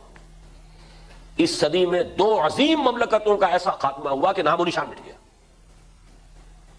آغاز میں سلطنت عثمانیہ، 3 بر اعظموں پر پھیلی ہوئی سلطنت، پورا مغربی ایشیا، پورا شمالی افریقہ اور مشرقی یورپ کا کتنا بڑا رقبہ، نسیم منسیہ، جسٹ وینشڈ، نقشوں سے غائب۔ اور اختتام پر USSR، چند سال پہلے بھی کوئی گمان تک نہیں کر سکتا تھا کہ یہ سپر پاور وقت کی امریکہ کو لالے پڑے ہوئے تھے۔ آپ کو معلوم ہے کہ خلائی تسخیر میں روس کہیں آگے تھا امریکہ سے، امریکہ کو اپنے سارے وسائل جھونکنے پڑ رہے تھے ٹو کیچ ود رشیا، لیکن دیکھتے ہی دیکھتے خواب تھا، جو کچھ کو دیکھا، جو سنا افسانہ تھا، کہاں گئی وہ؟ تو کیا عجب ہے کہ کوئی تیسری طاقت بھی اسی طریقے سے پگھل کر رہ جائے، اور جاننے والے جانتے ہیں کہ امریکہ کا وہ انجام دور نہیں ہے، آغاز ہو چکا ہے۔ اس قدر کرائسس ہے، اکنامک کرائسس، اتنا لو چلا گیا ہے معاملہ ان کی اکانومی کا، اور یہ کہ ساری اکانومی کا جو اصل لیور ہے وہ یہود کے ہاتھ میں ہے۔ جب چاہیں گے ایک جنبش سے پھر ڈبل روٹی نظر نہیں آئے گی، جیسے روس میں نظر نہیں آتی تھی ڈبل روٹی، اور یہ وہ کریں گے۔ میں تو ان تمام چیزوں کو 2 اور 2 4 کی طرح جانتا ہوں۔ وہ وقت دور نہیں کہ انہیں مسجد اقصی کو منہدم کر کے اور ہیکل سلیمانی کو تعمیر کرنا ہے۔ اس کے راستے میں مزاحم ہونے والا مسلمان تو کوئی ہے ہی نہیں، اگر ہے تو امریکہ ہے، لہذا پہلے اس کا تیا پانچا کریں گے، پھر اقدام کریں گے۔ جو حضرات مغرب کے حالات کو اس نقطہ نظر سے دیکھتے ہیں کہ زائنسٹ ان کے پلانز کیا ہیں، جو سٹڈی کرتے ہیں، وہ تقریباً یقین کے ساتھ کہہ رہے ہیں کہ امریکہ کا یہ حشر زیادہ دور نہیں ہے۔ بہرحال اگر 2 عظیم مملکتیں ختم ہو سکتی ہیں، 2 عظیم سلطنتیں، تو امریکہ کیوں نہیں ہو سکتا؟ اسی طرح آئیے 2 عظیم جنگیں اس صدی میں ہوئی، کروڑوں انسان قتل ہوئے کہ نہیں ہوئے، کیا تیسری جنگ نہیں ہو سکتی؟ جس کی خبر حدیث میں ہے الملحمۃ العظمی، عظمی اعظم کا مؤنث ہے، جنگ عظیم نہیں، جنگ اعظم، تاریخ انسانی کی عظیم ترین جنگ، اور حالات بڑی تیزی سے ادھر جا رہے ہیں۔ در حقیقت یہ تیسری صلیبی جنگ ہوگی، لیکن یہ ہے کہ یہ اس کو کہا ہے حضور نے الملحمۃ العظمی۔ عیسائی لٹریچر میں آرمیگیڈون کے نام سے وہ موجود ہے۔ بائبل کی آخری کتاب ہے دی بک آف ریویلیشنز، اور اس میں اس جنگ کا تذکرہ موجود ہے، آرمیگیڈون، اور حدیث نبوی میں اس کو کہا گیا الملحمۃ العظمی۔ تو 2 اتنی عظیم جنگیں ہوئی ہیں، تو تیسری کون سی انہونی بات ہے؟ تیسرا عجوبہ جو اس صدی میں ہوا ہے، 2000 برس سے یہودی قوم در در ماری پھر رہی تھی، سن 70 عیسوی سے وہ بے گھر ہوئی ہے۔ سن 70 عیسوی میں یروشلم پر ٹائٹس رومی نے حملہ کیا، 1,33,000 یہودی ایک دن میں قتل کیے۔ ہیکل سلیمانی مسمار، اور وہ مسمار پڑا ہے اب تک، 1923 برس ہو گئے کہ ان کا کعبہ جو ہے وہ منہدم پڑا ہوا ہے۔ 2000 سال تک یہ قوم، اس کا کوئی گھر نہیں تھا، کوئی در نہیں تھا، اسی لیے کہتے ہیں ڈائسپورا۔ یہ ہماری تاریخ کا انتشار کا دور ہے، جدھر جس کا صحیح سمایا چلا گیا۔ اس صدی میں اسے گھر ملا ہے، اسرائیل وجود میں آیا ہے، اور کس شان و شوکت کے ساتھ آیا ہے۔ زیادہ سے زیادہ یہودی دنیا میں ہے 13-14 ملین، 1,30,00,000۔ صرف عربوں کو گنتی کر لیجئے تو 20-25 کروڑ ہے۔ لیکن جو بھی حقیقت، جو معنوی تناسب ہے حقیقت کے اعتبار سے، وہ کیا آپ کے سامنے؟ کیا عجب ہے کہ یہ اس مغصوب اور ملعون قوم کا جس طرح کے چراغ بجھنے سے پہلے ذرا بھڑکتا ہے، یہ در حقیقت یہ ایک بھڑک ہے آخری، شمع کے گل ہونے سے پہلے ذرا اس کی بھڑک ہے۔ یہ میں ابھی تو صرف یہ عرض کر رہا ہوں، جو وہ کچھ ہو سکتا ہے تو یہ کیوں نہیں ہو سکتا؟ باقی مجھے عرض کرنا ہے کہ یہ کیوں ہوگا، اس کا فلسفہ کیا ہے، حکمت قرآن و حدیث سے اس کے لیے صغرا کبرا کیا ملتا ہے، یہ تو بعد میں عرض کروں گا۔ اسی طرح نوٹ کیجئے، خلافت عثمانیہ کا خاتمہ اس صدی میں ہوا، تو کوئی عجیب بات تو نہیں کہ احیا بھی ہو جائے۔ جہاں میں اہل ایمان صورت خورشید جیتے ہیں، ادھر ڈوبے ادھر نکلے، ادھر ڈوبے ادھر نکلے۔ اور یہ ذرا نوٹ کر لیجئے، یہ تاریخی جو فیکٹس ہیں یہ لوگوں کے علم میں نہیں ہے، یہ شعر جو ہے جو میں نے پڑھا ہے تو یوں ہی نہیں پڑھ دیا۔ جب ہسپانیہ میں خورشید اسلام غروب ہو رہا تھا، 800 برس کی حکومت غرناطہ کی ختم، بچہ بچہ یا قتل یا شمالی افریقہ کے ساحل پر ڈمپ۔ این اسی وقت یورپ کے مشرق میں اسلام کا سورج طلوع ہو رہا تھا، اسی وقت تو ترک داخل ہوئے۔ جہاں میں اہل ایمان صورت خورشید جیتے ہیں، ادھر ڈوبے ادھر نکلے، ادھر ڈوبے ادھر نکلے۔ اسلام کو تو رہنا ہے۔ حضور کی حدیث ہے، انا آخر المرسلین وانتم آخر الامم، میں آخری رسول ہوں، تم آخری امت ہو۔ اور یہ امت کسی ایک نسل پر تو مبنی ہے نہیں۔ عرب معزول ہوئے، ترکوں کے ہاتھ میں جھنڈا تھما دیا، ترک معزول ہو گئے، کیا عجب کہ اب ہندیوں کے ہاتھ میں جھنڈا آنے والا۔ عطا مومن کو پھر درگاہ حق سے ہونے والا ہے، شکوہ ترکمانی ذہن ہندی نطق عربی، کیا پتا، یہ تو حقائق ہے تاریخ میں ہے۔ آیا فتنہ تاتار کے افسانے سے پاسما مل گئے کعبے کو صنم خانے سے۔ اور اگر عثمانیوں پر کوہ غم ٹوٹا تو کیا غم ہے کہ خون 100,000 انجم سے ہوتی ہے سحر پیدا۔ کوئی پتہ نہیں، خلافت کا سورج غروب ہوا، اب وہ طلوع اس صدی کے شروع میں غروب ہوا، اس صدی کے آخر میں طلوع ہو جائے، کوئی عجیب بات نہیں، انہونی بات نہیں۔ آخری بات عرض کر رہا ہوں، یہ بات بہت اہم ہے۔ جب خلافت، جیسی بھی وہ خلافت تھی، وہ میں بعد میں عرض کروں گا، وہ خلافت علی منہاج النبوہ تو نہیں تھی، ملوکیت تھی، لیکن جیسی بھی خلافت تھی اس کی تنسیخ ہوئی ہے تو رد عمل کہاں ہوا؟ صرف بر عظیم پاک و ہند میں۔ حالانکہ خلافت تھی تو پورے عالم اسلام کی خلافت تھی، آنسو بہانے چاہیے تھے تو پورے تمام دنیا کے مسلمانوں کو بہانے چاہیے، کہیں کوئی رد عمل نہیں۔ تحریک چلی صرف اس صنم خانہ ہند میں، اور کس شدت سے چلی، گاندھی کو شریک ہونا پڑا۔ اسے نظر آ گیا تھا کہ اگر میں نے اس وقت مسلمانوں کا ساتھ نہ دیا اس خلافت تحریک میں تو پھر آئندہ مسلمانوں سے میں کسی تعاون کی توقع نہیں کر سکتا۔ کہاں گاندھی، ہندو مہاتما، کہاں خلافت، چاہے نسبت خاک رہا عالم پاک، لیکن گاندھی شریک ہوا اس میں۔ اس زور کی بولی اماں محمد علی کی جان بیٹا خلافت پہ دے دو، پورا بر صغیر بر عظیم جو گونج اٹھا اس ترانے کے ساتھ۔ تو کوئی عجب نہیں کہ جہاں وہ رد عمل ہوا تھا وہیں سے اس خلافت کا آغاز۔ باقی ایک بات جو ابھی میں نے عرض کی تھی، میں چاہتا ہوں اسے ذرا بیان کر دوں۔ وہ خلافت جو ختم ہوئی ہے 1924 میں، اقبال نے ماتم کہا، چاک کر دی ترک ناداں نے خلافت کی قبا، سادگی اپنوں کی دیکھ اوروں کی عیاری بھی دیکھ۔ واقعہ یہ ہے کہ مصطفیٰ کمال نے اس وقت صہیونیوں کے ایجنٹ کا کام کیا۔ چنانچہ ایک واقعہ جو بہت عظیم ہے، حضرت شیخ الہند رحمۃ اللہ علیہ اسیر مالٹا، جب مالٹا میں اسیر تھے 1920 میں تو واپس آ گئے، 1915 یا 16 میں گرفتاری ہوئی تھی مکہ مکرمہ سے۔ اس کے درمیان کا واقعہ ہے یہ کہ جو کمانڈانٹ تھا ان کا مالٹا میں، جو ان کا نظر بندی کیمپ تھا جس میں وہ تھے، اس کا انگریز کمانڈنٹ تھا، وہ حضرت شیخ الہند کو بہرحال دیکھا، درویش آدمی ہے، عقیدت مند ہو گیا تھا۔ ایک روز شیخ الہند سے پوچھتے ہیں کہ آپ ہماری خلافت کے پیچھے کیوں پڑے ہوئے ہیں؟ یہ آپ کو کیا تکلیف دیتی ہے؟ یہ تو مردہ خلافت ہے، یورپ کا مردے بیمار کہتے تھے نا، تو آپ کو اس سے کیا تکلیف ہے؟ رہنے دیں ہماری خلافت۔ اس شخص نے جواب دیا، مولانا اتنے بھولے نہ بنیے، آپ کو بھی معلوم ہے اور ہمیں بھی معلوم ہے، یہ گئی گزری خلافت بھی اتنی طاقتور ہے کہ اگر کہیں دارالخلافہ سے جہاد کا اعلان ہو جائے تو مشرق سے مغرب تک لاکھوں مسلمان سر سے کفن باندھ کر نکل آئے گا۔ آج بھی اس کے اندر یہ حال ہے، اسی لیے خلافت کی تجدید سمبل ختم ہو گیا۔ یہ اس صدی کا بڑا عجیب واقعہ ہے۔ 1924 سے لے کر اب 94 آ رہا ہے، 70 برس ہونے کو ہے۔ نومینل خلافت کا بھی وجود پوری دنیا میں نہیں ہے، امت کی تاریخ میں اس سے پہلے یہ نہیں ہوا۔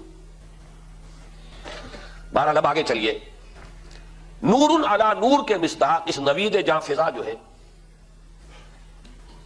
اس کے اندر ایک ڈائمنشن کا اضافہ کر رہا ہوں.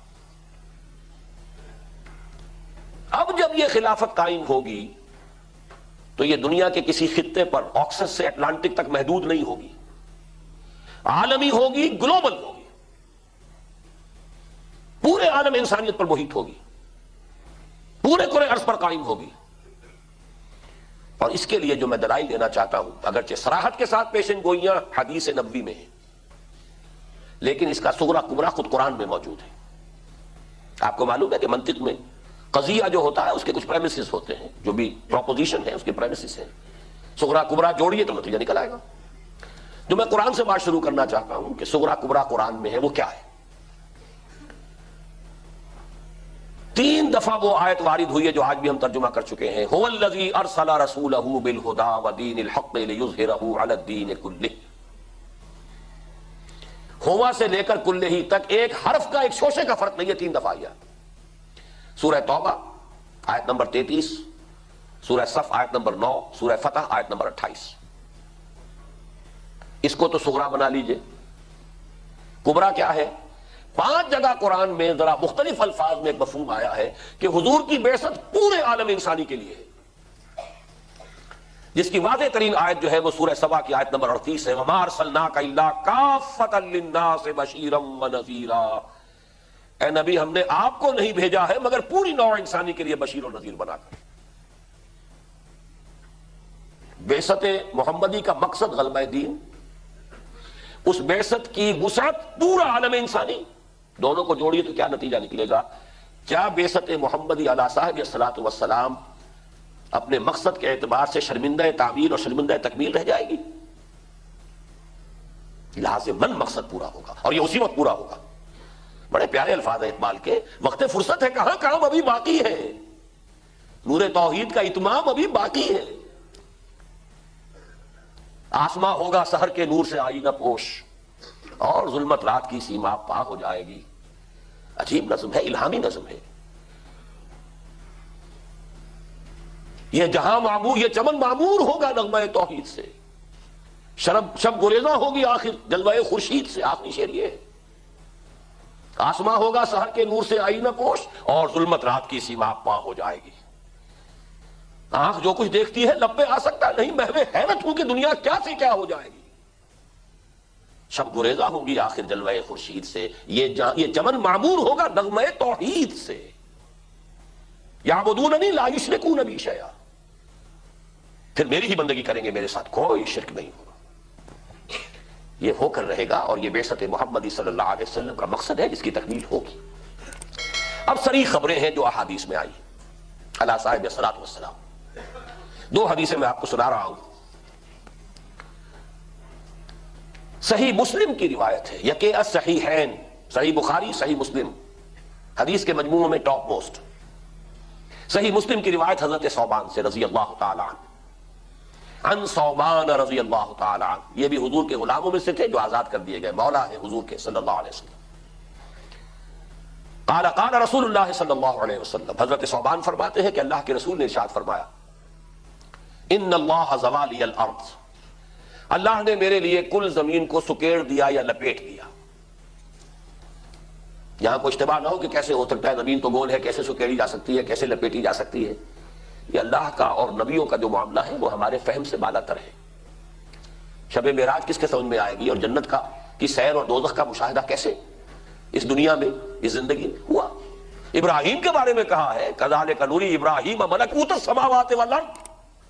آسمان اور زمین کے ملکوت دکھاتے رہے انہوں نے، اپنی خفیہ مملکت کے رازوں کی جو ہے ان کو رازداں بنایا ہے. تو حضور کو کیا کیا دکھایا، کیسے دکھایا؟ بس جو فرمایا ہے وہ مانو، مستند ہے ان کا فرمایا ہوا.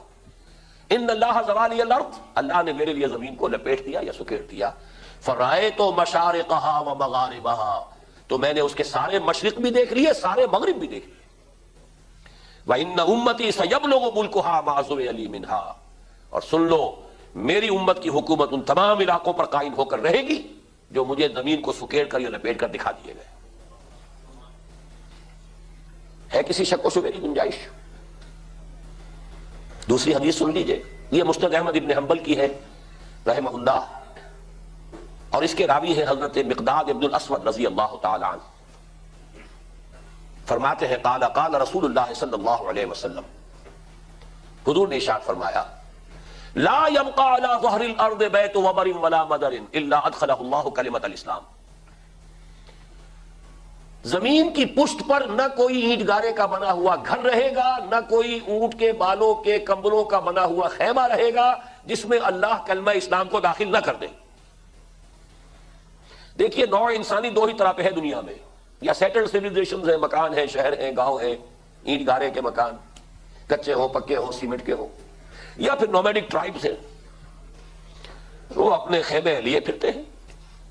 دونوں کو کور کیا ہے، لا يبقى على ظهر الارض بیت وبر ولا مدر الا ادخلہ اللہ کلمۃ الاسلام۔ یہ حدیث تو خیر انتہائی اہم حدیث ہے حکمت اور فلسفہ دین کے اعتبار سے۔ فرمایا بعز عزیز وذل ذلیل، ہر گھر ہر خیمے میں اسلام کا داخلہ in one of the two ways ہوگا، دو میں سے ایک شکل ہوگی، صاحب عزت کے اعزاز کے ساتھ اور کسی مغلوب کی مغلوبیت کے ساتھ۔ اردو میں نے وہ لفظ استعمال نہیں کیا ذلیل کی ذلت کے ساتھ، تذلیل کے ساتھ۔ عربی میں اصل میں ذلیل کا وہ بنیاد ہے، بنیادی مفہوم ہے وہ کمزور، مغلوب، یعنی اس کی بھی وضاحت فرمائی حضور، اما یعزہم اللہ، یا تو اللہ گھر والوں کو، خیمے والوں کو عزت دے گا، فَيَجْعَلُهُمْ مِنْ أَهْلِهَا، انہیں خود اسلام کے اہل میں سے بنا دے گا، اس کلمہ اسلام کے قبول کرنے والوں میں بنا دے گا۔ وہ جب اسلام لے آئیں گے ان کے گھروں میں، ان کے خیموں میں اسلام داخل ہوگا ان کے اعزاز کے ساتھ۔ قرآن مجید میں یہ آیت سورہ منافقون میں آئی ہے، وَلِلَّهِ الْعِزَّةُ وَلِرَسُولِهِ وَلِلْمُؤْمِنِينَ وَلَكِنَّ الْمُنَافِقِينَ لَا يَعْلَمُونَ۔ عزت تو اللہ کے لیے ہے، یا اللہ کے رسول کے لیے، یا اہل ایمان کے لیے۔ جو ایمان لے آئے گا اس کے گھر میں کلمہ اسلام داخل ہوا اس کے اعزاز کے ساتھ۔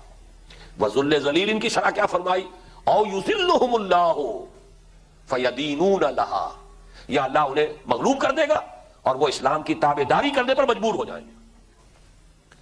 میرا اس ہفتے کو جو درس ہوگا وہ سورہ توبہ کی انہی آیات کا ہے جس میں یہ الفاظ آئے ہیں، اہل کتاب سے جنگ جاری رکھو حتیٰ یؤتوا الجزیۃ عن ید وہم صاغرون، یہاں تک کہ اپنے ہاتھ سے جزیہ پیش کریں، چھوٹے ہو کر رہیں۔ اگر وہ رہنا چاہتے ہیں یہودی یا نصارہ رہیں، لیکن انہیں چھوٹے ہونا پڑے گا، اسلام کی بالادستی قبول کرنی ہوگی، لا آف دی لینڈ اسلام کا ہوگا، ہاں پرسنل لا میں مذہبی آزادی انہیں دے دی جائے گی، جزیہ دینا پڑے گا۔ اس پر جیسے اس حدیث میں تھا کہ راوی نے آخر میں کہا ثم سکت رسول اللہ، یہاں بھی ہے، حضرت مقداد فرماتے ہیں فقلت، میں نے اپنے دل میں کہا، جو سورہ انفال میں الفاظ آئے ہیں قاتلوہم حتی لا تکون فتنۃ ویکون الدین کلہ للہ، فقلت فیکون الدین کلہ للہ، میں نے اپنے دل میں کہا تب وہ بات ہوگی کہ دین کل کا کل اللہ کے لیے ہو جائے گا، کل روئے ارضی کی حکومت اللہ کی ہوگی۔ اسلام کی حکومت کے معنی اللہ کی حکومت۔ ان دو حدیثوں کی موجودگی میں اور صراحت جو ہے الفاظ کی، تو کم سے کم میرے لیے تو کسی شک و شبے کی گنجائش نہیں، شدنی امر ہے، یہ ہو کر رہے گا۔ البتہ اس کو دو حوالوں سے اور واضح کر دینا چاہتا ہوں۔ ایک ذرا فلسفیانہ بات ہے، تھوڑی سی ثقیل ہے، سب حضرات کے لیے شاید قابل فہم بھی نہ ہو، لیکن یہاں ہر طرح کے، ہر سطح کے لوگ ہیں، موجود ہیں۔ ڈاکٹر رفیع الدین مرحوم و مغفور کی کتاب ہے آئیڈیالوجی آف دی فیوچر، بڑی میرے نزدیک اہم کتاب ہے۔ اس میں انہوں نے فلسفہ ارتقاء کے مراحل بیان کیے، ارتقاء کے عمل ارتقاء کے مراحل۔ فلسفہ ارتقاء تو اصل میں ڈارون کے نام سے جو ہے مشہور ہو گیا ہے، اس کو اپنے ذہن سے نکال دیجئے۔ نفس ارتقاء، ڈارون نے ایک قسم کے ارتقاء کا ذکر کیا ہے، اس کی توجیہ کی ہے، اس کے اسباب بیان کیے ہیں، struggle for existence, survival of the fittest, acquired characters, ان کا انہیریٹ ہونا وغیرہ وغیرہ، جو اب تک ثابت نہیں ہو سکی کوئی بات۔ بایولوجی کے فیلڈ میں وہ ابھی تک یوں سمجھئے کہ کوئی، چاہے اس کو ایک قبول عام تو حاصل ہے عام لوگوں میں، لیکن سائنٹسٹ کے اندر اس کو وہ قبولیت حاصل نہیں ہے۔ لیکن ایک ہے نفس ارتقاء، جس کے سب سے پہلے بیان کرنے والے ابن مسکوہ، مسلمان حکیم اور دانا انسان، اور جس کو بڑی خوبصورتی کے ساتھ بیان کرنے والے مولانا روم۔ لیکن ڈاکٹر رفیع الدین نے اس کے کچھ مراحل بیان کیے ہیں، وہ میں آپ کے سامنے رکھ رہا ہوں۔ پہلا مرحلہ فزیکل ایوولوشن، جو بھی کائنات کی تخلیق کے جو جدید نظریات ہیں ان کی تفصیل میں نہیں جانا چاہتا، بہرحال ایک سٹیج وہ ہے کہ جس سے پھر کیمیکل کمپاؤنڈز بنے ہیں، اور ان میں جب آرگینک کمپاؤنڈز وجود میں آ گئے کہ جن میں حیات کی صلاحیت تھی، تو گویا کہ فزیکل ایوولوشن اپنے نقطہ عروج کو پہنچ گیا۔ اب حیات کا آغاز ہوا تو سیکنڈ فیز ہے بایولوجیکل ایوولوشن، حیاتیاتی ارتقاء۔ ڈارون نے صرف اس سے بحث کی۔ یہ ارتقاء اپنے عروج کو پہنچ گیا جب انسان وجود میں آ گیا۔ اس سے آگے حیاتیاتی ارتقاء کی کوئی منزل نہیں، یعنی ارتقاء جاری ہے لیکن اس کے پلینز، اس کی سطحیں بدل رہی ہیں۔ فزیکو کیمیکل ایوولوشن وہ پہلا تھا، بایولوجیکل ایوولوشن جب انسان اب گویا کہ وہ آخری سٹیج پر آ گیا۔ اب شروع ہوا اصل میں جس سے ڈاکٹر رفیع الدین نے ایک مرحلہ بیان کیا ہے، میں معذرت کے ساتھ، لیکن بہرحال اپنا ایک خیال ہے اس لیے میں نے وضاحت کر دی، یہ ان کا خیال نہ سمجھیے، میرا خیال ہے، میں اس کو دو میں تقسیم کر رہا ہوں۔ سائیکولوجیکل اور انٹلیکچوئل جو ایوولوشن ہے، جب انسان کا ذہنی اور نفسیاتی ارتقاء شروع ہوا، میرے نزدیک اس کا کلائمیکس حضرت ابراہیم ہے علیہ الصلوۃ والسلام۔ ڈاکٹر رفیع الدین اس کو حضور تک لے گئے۔ میرے نزدیک انٹلیکچوئل اینڈ سائیکولوجیکل ایوولوشن کی آخری انتہا حضرت ابراہیم کی ذات ہے۔ یہی وجہ ہے کہ تین نسبتیں ہیں ان کی، واتخذ اللہ ابراہیم خلیلا، انی جاعلک للناس اماما، اور ابو الانبیاء تو وہ ہیں، ان کے بعد سارے نبی انہی کی نسلوں میں آئے ہیں، چاہے وہ بنی اسرائیل ہو، بنی اسماعیل ہو، یا بنی مدین ہو، مدیان ہو، انہی کی نسل ہے۔ امام الناس، ابو الانبیاء، خلیل اللہ۔ اور یہ خلیل کے لفظ کو ذرا پہچان لیے، یہ عام لفظ نہیں ہے۔ آپ نے سنا ہوگا حضور کے بالکل آخری ایام جو ہیں حیات دنیاوی کے، اس وقت کے جو موتی ہیں آپ کے، ان میں سے ایک یہ بھی ہے کہ لو کنت متخذا خلیلا لاتخذت ابا بکر خلیلا، اگر میں کسی کو اپنا خلیل بناتا، یعنی انسانوں میں سے، تو ابو بکر کو خلیل بناتا۔ اس حدیث سے کیا معلوم ہوا؟ ایک تو یہ کہ انسانوں میں عظیم ترین حضرت ابو بکر، دوسرا یہ کہ حقیقت میں وہ بھی اس مقام پر نہیں کہ جس کو خلیل کہا جا سکے۔ خلیل صرف اللہ ہے۔ لو کنت متخذا خلیلا، اگر میں بناتا کسی کو اپنا خلیل، لاتخذت ابا بکر خلیلا، وہ لفظ ہے جو اللہ استعمال کر رہا ہے ابراہیم کے لیے، واتخذ اللہ ابراہیم خلیلا۔ اب اس سے مقام اور کیا ہوگا اونچا؟ تو سائیکولوجیکل انٹلیکچوئل ایوولوشن حضرت ابراہیم پر، البتہ اس کے بعد در حقیقت تکمیل رسالت جو ہوئی ہے وہ محمد الرسول اللہ صلی اللہ علیہ وسلم پر ہوئی، اس لیے کہ آپ نے ایک معاشرے کو وہاں تک بلند کر دیا جہاں تک کہ اللہ تعالیٰ نے آپ کو رفعت عطا فرمائی۔ نشہ پلا کے گرانا تو سب کو آتا ہے، مزہ تو تب ہے کہ گرتوں کو تھام لے ساقی۔ حضرت نوح علیہ السلام کی قوم ہلاک، حضرت ہود کی قوم ہلاک، حضرت شعیب کی قوم ہلاک، حضرت لوط کی قوم ہلاک، لیکن محمد الرسول اللہ نے اپلفٹ کیا ہے، اٹھایا ہے، اور ایک معاشرہ قائم کیا ہے۔ یہ ہے اصل میں وہ کمال جو محمد الرسول اللہ صلی اللہ علیہ وسلم۔ اب اگلی بات وہ ہے جو ڈاکٹر رفیع الدین کی ہے۔ اب ایوولوشن کا صرف ایک امکانی فیز ہے، اور وہ ہے globalization of that revolution of Muhammad صلی اللہ علیہ وسلم۔ یہ عمرانی ارتقاء اس انتہا کو پہنچ جائے، وہ جو جھلک دکھا دی تھی محمد الرسول اللہ صلی اللہ علیہ وسلم نے نوع انسانی کے اجتماعی یادداشت میں، جس کو خواب کی حیثیت سے، حسین خواب، ہلکی ہلکی سی یاد باقی ہے، تم ملے تھے کہ خواب آیا تھا، وہ زمانہ، وہ جو نظام آپ نے قائم کیا صلی اللہ علیہ وسلم، جس کے نتیجے میں 1937 میں گاندھی کو کہنا پڑا ہے، تمام جو بھی وزارتیں بنی پورے ہندوستان میں کانگریس کی، ہریجن میں اس نے مقالہ لکھا ہے کانگریسی وزراء سے خطاب کرتے ہوئے، میں آپ لوگوں کے سامنے ابو بکر اور عمر کی مثال پیش کرتا ہوں، فالو دم۔ اس لیے کہ وہ نظام جو قائم کیا محمد عربی صلی اللہ علیہ وسلم نے، اس سے اونچی کوئی بات انسان آج تک سوچ سکا ہی نہیں۔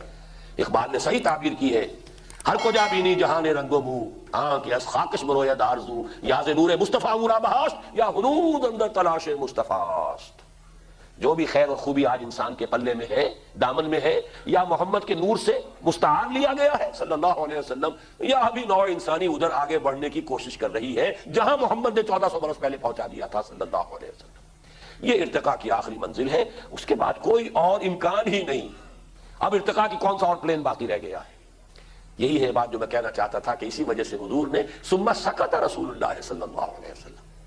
بہرحال فلسفہ ارتقاء اور نظریہ ارتقاء کے حوالے سے بھی یہ لازمی ہے۔ اور ایک اور اعتبار سے بات عرض کر دوں، آپ کو معلوم ہے اس وقت دنیا میں بات ہو رہی ہے گلف وار کے بعد سے نیو ورلڈ آرڈر۔ نوع انسانی کافی عرصے سے، اس صدی میں یوں سمجھیے کہ مسلسل کوشش ہوئی ہے کہ کوئی عالمی نظام قائم ہو جائے۔ زمانے کا تقاضا ہے، سائنس کی ترقی ہو گئی، فاصلے معدوم کے درجے میں رہ گئے، پوری دنیا نے ایک شہر کی حیثیت اختیار کر لی، تو اب کوئی نظام بھی تو ایک ہونا چاہیے. یہی وجہ تھی کہ لیگ آف نیشنز وجود میں آئی، لیکن چونکہ اس نظام کے لیے فکری بنیاد انسان کے پاس کوئی نہیں، اٹ فیلڈ. بیچاری کئی روز سے دم توڑ رہی ہے، ڈر ہے خبریں بدنہ میرے منہ سے نکل جائے. تقدیر تو مبرم نظر آتی ہے لیکن پیران کلیسا کی دعا ہے کہ یہ ٹل جائے. وہ ختم ہوئی، مر گئی.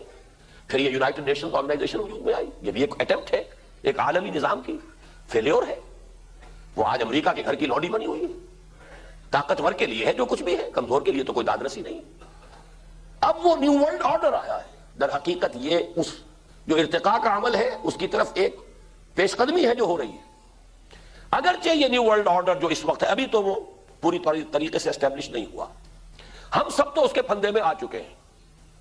عالم اسلام پورا کا پورا اس کی گرفت میں ہے. البتہ ابھی چائنا ہے، کچھ تھوڑا سا اس پر کچھ کمندیں ڈالنی پڑیں گی. ابھی جاپان ہے، اسے کچھ تھوڑا سا ٹیکل کرنا ہوگا. نارتھ کوریا نے سر اٹھا لیا ہے اچانک، اس کا مسئلہ ہو جائے گا. لیکن یہ ہے کہ عالم اسلام تو ان کے قبضے میں ہے، پورے طور سے شکنجے میں جکڑا ہوا. لیکن یہ حقیقت کے اعتبار سے جیو ورلڈ آرڈر ہے. یہ 1897 کے پروٹوکول اس کا جو نقشہ بنایا تھا یہودیوں نے، ایلڈرز آف دی زائن نے بیٹھ کر، در حقیقت تدریجاً وہ ایکسفولیٹ کر رہا ہے. 1919 اعلان بلفور، 1948 اسرائیل کا قیام، 1967 یہ رقبے قبضے میں لیے. اور آج کی خبر آپ نے پڑھ لی ہوگی کہ اسرائیل کی سپریم کورٹ نے فیصلہ دے دیا ہے، آخری verdict, Jerusalem is integral part of Israel. کیوں؟ یہی وجہ ہے کہ ساری باتوں پر گفتگو کرنے کے لیے اسرائیل تو تیار ہے. جریکو میں بھی لے لو اپنا سیلف رول، غزہ میں بھی لے لو، اور تو اور گولان ہائٹس سے بھی پیچھے ہٹنے کو تیار ہے اگر شام صلح کر لے. لیکن بات نہیں ہوگی تو یروشلم کے بارے میں ہوگی، وہ نہیں ہوگی. وہ تو ہمارا اٹوٹ انگ ہے، انٹیگرل پارٹ آف اسرائیل. آج کی خبر ہے یہ کہ supreme court of Israel has given the verdict and judgment. اور یہ بھی در حقیقت اسی طرف پیش قدمی ہے. میرے نزدیک تو شاید 2 سال یا 3 سال کی بات ہے صرف. مسجد اقصی گرائی جائے گی، اس لیے کہ اس کے نیچے ہیں بنیادیں ہیکل سلیمانی کی، جو ان کے لیے وہی کچھ ہے جو ہمارے لیے کعبہ ہے. 1923 برس سے اس line raze to the ground. صرف ایک بنیاد ایک طرف کچھ کھڑی ہوئی ہے، وہیں جا کر اسے ویلنگ وال کہتے ہیں، رونے دھونے کی جگہ. اسرائیلی جاتے ہیں وہاں پر، اور واقعہ یہ ہے کہ وہاں پر وہ بالکل جس طرح ٹکرے مارتے ہیں دیوار کو، مارتے نہیں، تھوڑا سا 1 انچ کا فرق رکھ لیتے ہیں، آخر یہودی ہے، اپنے سر کا حفاظت کرتا ہے، لیکن موومنٹ وہی ہے اس کی، ٹکرے جیسے کہ مار رہا ہوں. میں نے ٹیلی ویژن پر دیکھا ان کا نقشہ، رو دھو کر، جیسے ہمارے ماتم بھی ہوتے ہیں تو ہاتھ آرام آرام سے ٹکا کر، سمبولک ماتم بھی ہوتا ہے. تو وہ سارا کا سارا ویلنگ جو ہے وہاں پر ان کی وہ سمبولک ویلنگ ہوتی ہے، لیکن انداز وہ یہ ٹکرے مارتے. اور یہ ہونا ہے اس لیے کہ ہمارے دوست جو انجمن خدام القرآن کراچی کے صدر ہیں زین العابدین صاحب، وہ جایا کرتے ہیں. انٹرفیتھ ڈائیلاگ ایک ہوتی ہے، ہر سال ایک بڑا جلسہ ہوتا ہے، اس میں وہ جاتے ہیں. کیونکہ انہوں نے مجھ سے یہ باتیں سنی ہوئی تھی تو اس دفعہ ان کے ایک جاننے والے یہودی جو وہاں آئے ہوئے تھے انٹرفیتھ ڈائیلاگ میں، وہاں انہوں نے ان سے سوال کیا کہ آپ لوگ اپنا ٹیمپل آف سولومن کب تعمیر کریں گے؟ تو ذرا چونکا، اس نے کہا 2-3 سال. Exactly this is my judgment. اس لیے کہ مسجد ایودھیا کی گرا کر مسلمانوں کی نبض کو ہاتھ رکھ کر دیکھ لیا کہ ان میں جان نہیں ہے. حمیت نام تھا جس کا، گئی تیمور کے گھر سے، کچھ نہیں ہوگا. عالم عرب کے کچھ جوشیلے نوجوان کھڑے ہوں گے، پروٹیسٹ کریں گے. انہیں بھولنے کے لیے اسرائیل کو گولیاں ضائع کرنے کی ضرورت نہیں ہے. وہ تو موجود ہے، حسنی مبارک ہے، شاہ فہد صاحب ہیں، اور جو بھی الجزائر کے مراکو کے بادشاہ ہیں، وہ خود بھول دیں گے. اس لسٹ میں ایک اور کا اضافہ ہو گیا ہے، وہ PLO کے سردار جو ہیں یاسر عرفات ہیں، وہ بھولیں گے. اپنی گولیاں کیوں ضائع کریں؟ یہ سارا اس طرف جا رہا ہے معاملہ.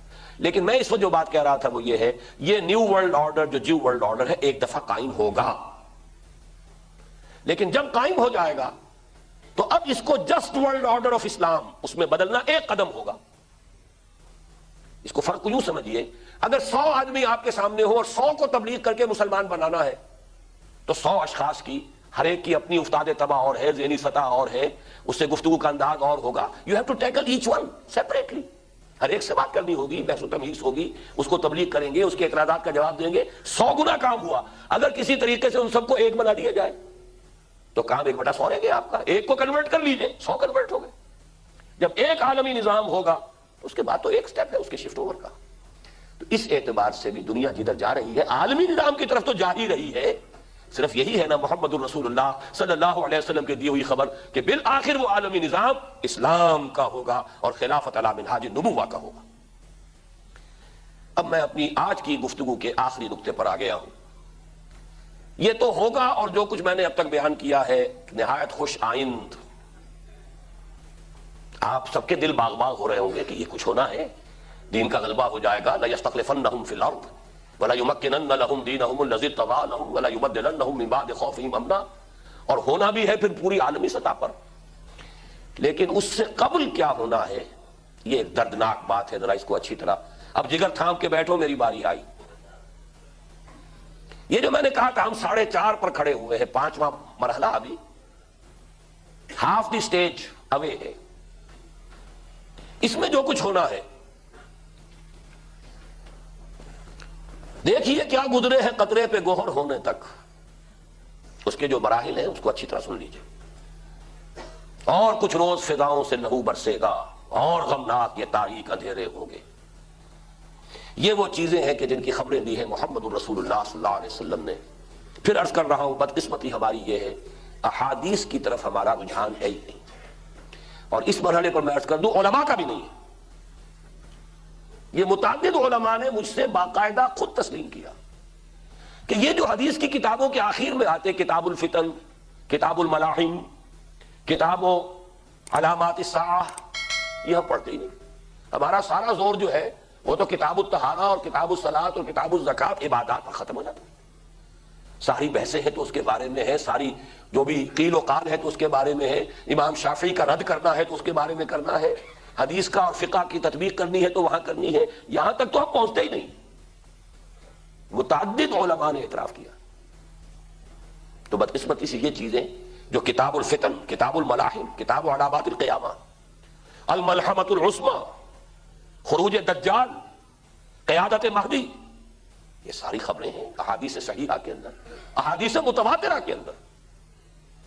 لیکن ایک تو یہ کہ حضرت مسیح علیہ السلام کے نزول کی وہ غلام احمد قادیانی نے علیہ ما علیہ جو اس کی توجیہ کی ہے خود ہی بن کر بیٹھ گیا، تو بات ہی ختم ہو گئی۔ پھر عام مسلمان بھی کہتے ہیں چھوڑو ان باتوں میں پڑھنے سے کیا ہے۔ واقعہ یہ ہے کہ یہ باتیں اہم تھی تو فرمائی محمد الرسول اللہ صلی اللہ علیہ وسلم نے، ان سے استغنا برتنا توہین ہے محمد الرسول اللہ صلی اللہ علیہ وسلم کی۔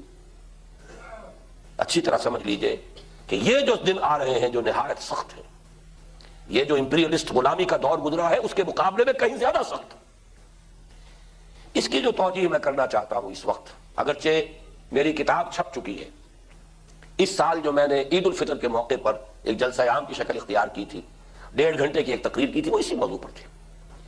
پھر نوائے وقت میں وہ مضامین میں نے کچھ اور مضامین بھی بیچ میں آ جاتے تھے، لیکن کٹوا طور پر میں نے اپنی اس تقریر کا سارا مواد بھی جو ہفتے وار کالم جو چھپتا رہا جمعے کے روز اس میں مکمل کر دیا، اب وہ کتابی شکل میں آ چکا۔ سابقہ اور موجودہ امت مسلمہ، ان کا ماضی، حال اور مستقبل، اور مسلمانان پاکستان کی خصوصی ذمہ داری۔ چونکہ یہ کتاب چھپ چکی ہے مجھے تفصیل میں جانے کی ضرورت نہیں ہے، میں چند سیلینٹ فیچرز آپ کے سامنے رکھ رہا ہوں، اس لیے کہ مجھے پتا ہے کہ کتاب پڑھنا یہ کچھ ہماری عادت میں سے اب خارج ہو چکا ہے۔ یہ بات جو ہے بڑے پختہ ارادے کی اور عزیمت کی ضرورت ہوتی ہے، اس لیے میں جو حضرات نہیں بھی پڑھ سکیں گے کچھ نہ کچھ بات ان کے سامنے آ جائے۔ پہلے ایک جملے میں سمجھ لیجئے میری بات، جو یہ حالات آنے والے ہیں خلافت علی منہاج النبوہ کے عالمی سطح پر قیام سے قبل، ان کی اصل حقیقت کیا ہے؟ 2 مسلمان امتوں کی سزاؤں کی آخری قسطیں ہیں کہ جو ابھی انہیں ملنے والی ہیں۔ ایک جملے کے اندر پوری بات ہے لیکن اس کی تھوڑی سی شرح۔ پہلی بات تو یہ جانیے 2 مسلمان امتیں ہیں کون سی؟ پہلے میں حوالہ دے چکا ہوں، لَيَسْتَخْلِفَنَّهُمْ فِي الْأَرْضِ كَمَا اسْتَخْلَفَ الَّذِينَ مِن قَبْلِهِمْ، پہلے بھی ایک امت تھی نا۔ ہمارے عام مسلمان تو سمجھتے ہیں ہم ہی ہمیں اور کوئی تھا ہی نہیں۔ غالب کا بڑا پیارا شعر ہے، ریختہ کے ایک تم ہی استاد نہیں ہو غالب، سنتے ہیں اگلے زمانے میں کوئی میر بھی تھا۔ بالکل وہی بات ہے۔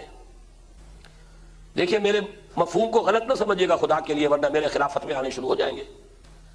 بات سمجھ لیجئے، بعض اعتبارات سے سابقہ امت مسلمہ ہم سے کئی درجہ افضل تھی، بعض اعتبارات سے فضیلت مطلقہ اس امت کو حاصل ہے۔ جیسے قرآن نے کہا تِلْكَ الرُّسُلُ فَضَّلْنَا بَعْضَهُمْ عَلَى بَعْضٍ، جزوی فضیلت کسی اور نبی کو حضور پر کسی پہلو سے ہو سکتی ہے، لیکن کلی اور مطلق فضیلت محمد الرسول اللہ کی صلی اللہ علیہ وسلم۔ اسی اعتبار سے عرض کر رہا ہوں وہ سابقہ امت مسلمہ کون سی ہے جس کے بارے میں 2 جگہ الفاظ آئے قرآن میں، یا بنی اسرائیل اذکروا نعمتی التی انعمت علیکم وانی فضلتکم علی العالمین۔ الفاظ کی ذرا گمبھیرتا تو دیکھیے، اے بنی اسرائیل یاد کرو میرے انعام و اکرام کو جو تم پر ہوا، میں نے تو تمہیں تمام جہان والوں پر فضیلت دی۔ ہمارے لیے بھی الفاظ آئے ہیں، کنتم خیر امۃ وکذالک جعلناکم امۃ وسطا، لیکن الفاظ کو دیکھیے، جو بھی الفاظ کے تیور پہچان سکتے ہیں وہ الفاظ انی فضلتکم علی العالمین۔ پھر یہ وہ امت ہے جس میں 1400 برس تک نبوت کا تار ٹوٹا ہی نہیں۔ 1400 قبل مسیح میں 2 رسولوں سے بات شروع ہو رہی ہے، 2 نبی ہیں، موسیٰ بھی ہے، ہارون بھی ہے، اور پھر ختم ہو رہا ہے، یہ زنجیر سنہری ختم ہوئی ہے، پھر 2 نبی موجود ہیں معاصر، حضرت عیسیٰ بھی ہے، حضرت یحییٰ بھی ہے، اور درمیان میں تار ٹوٹا ہی نہیں۔ کلما ہلاک نبی خلفہ نبی، یہ حضور کے الفاظ ہیں۔ جیسے ہی کسی نبی کا انتقال ہوتا تھا کوئی نبی اس کا جانشین ہوتا تھا۔ یہ فضیلت ہے اس امت کی۔ اس کی تاریخ اس وقت، امت کی تاریخ 3300 برس ہو چکی ہے، یا 3400 برس۔ 1400 قبل مسیح میں تورات ملی تھی، بنی اسرائیل پہلے بھی تھے، حضرت یوسف علیہ السلام نبی تھے، حضرت یوسف علیہ السلام پھر حضرت موسیٰ کے درمیان کسی نبی کا تذکرہ تو نہیں ملتا، بنی اسرائیل تو تھے، 12 قبیلے تو تھے موجود۔ امت کی حیثیت ہوئی ہے جب انہیں تورات عطا ہوئی، وآتینا موسیٰ الکتاب وجعلناہ ھدی لبنی اسرائیل الا تتخذوا من دونی وکیلا۔ وہاں سے امت کی تاریخ شروع ہوئی، کتاب جب دی گئی، صاحب کتاب امت، اور ایک نہیں، پھر کتنی اور کتابیں دی گئی۔ 2 تو کتابیں ہیں باقاعدہ جن پر ہمارا ایمان ہے کہ وہ کتابیں تھیں، زبور اور انجیل، اور صحیفے کتنے آئے ہیں۔ اس امت کی جیسے کہ 2 مرتبہ وہ آیت آئی انی فضلتکم علی العالمین، اسی طرح 2 دفعہ یہ مضمون بھی آیا ضربت علیہم الذلۃ والمسکنۃ وباؤوا بغضب من اللہ۔ ان پر ذلت تھوپ دی گئی، مسکنت تھوپ دی گئی، اللہ کے غضب میں گر گئے۔ اب کہاں سے کہاں تک کا فصل ہے اس کو نوٹ کر لیجئے۔ وہی قوم مغضوب ہے، وہی قوم ملعون ہے۔ مغضوب علیہم کی تفسیر سب بیان کرتے ہیں، اس سے مراد ہے یہود، اور ضالین کی تفسیر سب کہتے ہیں اس سے مراد نصارہ۔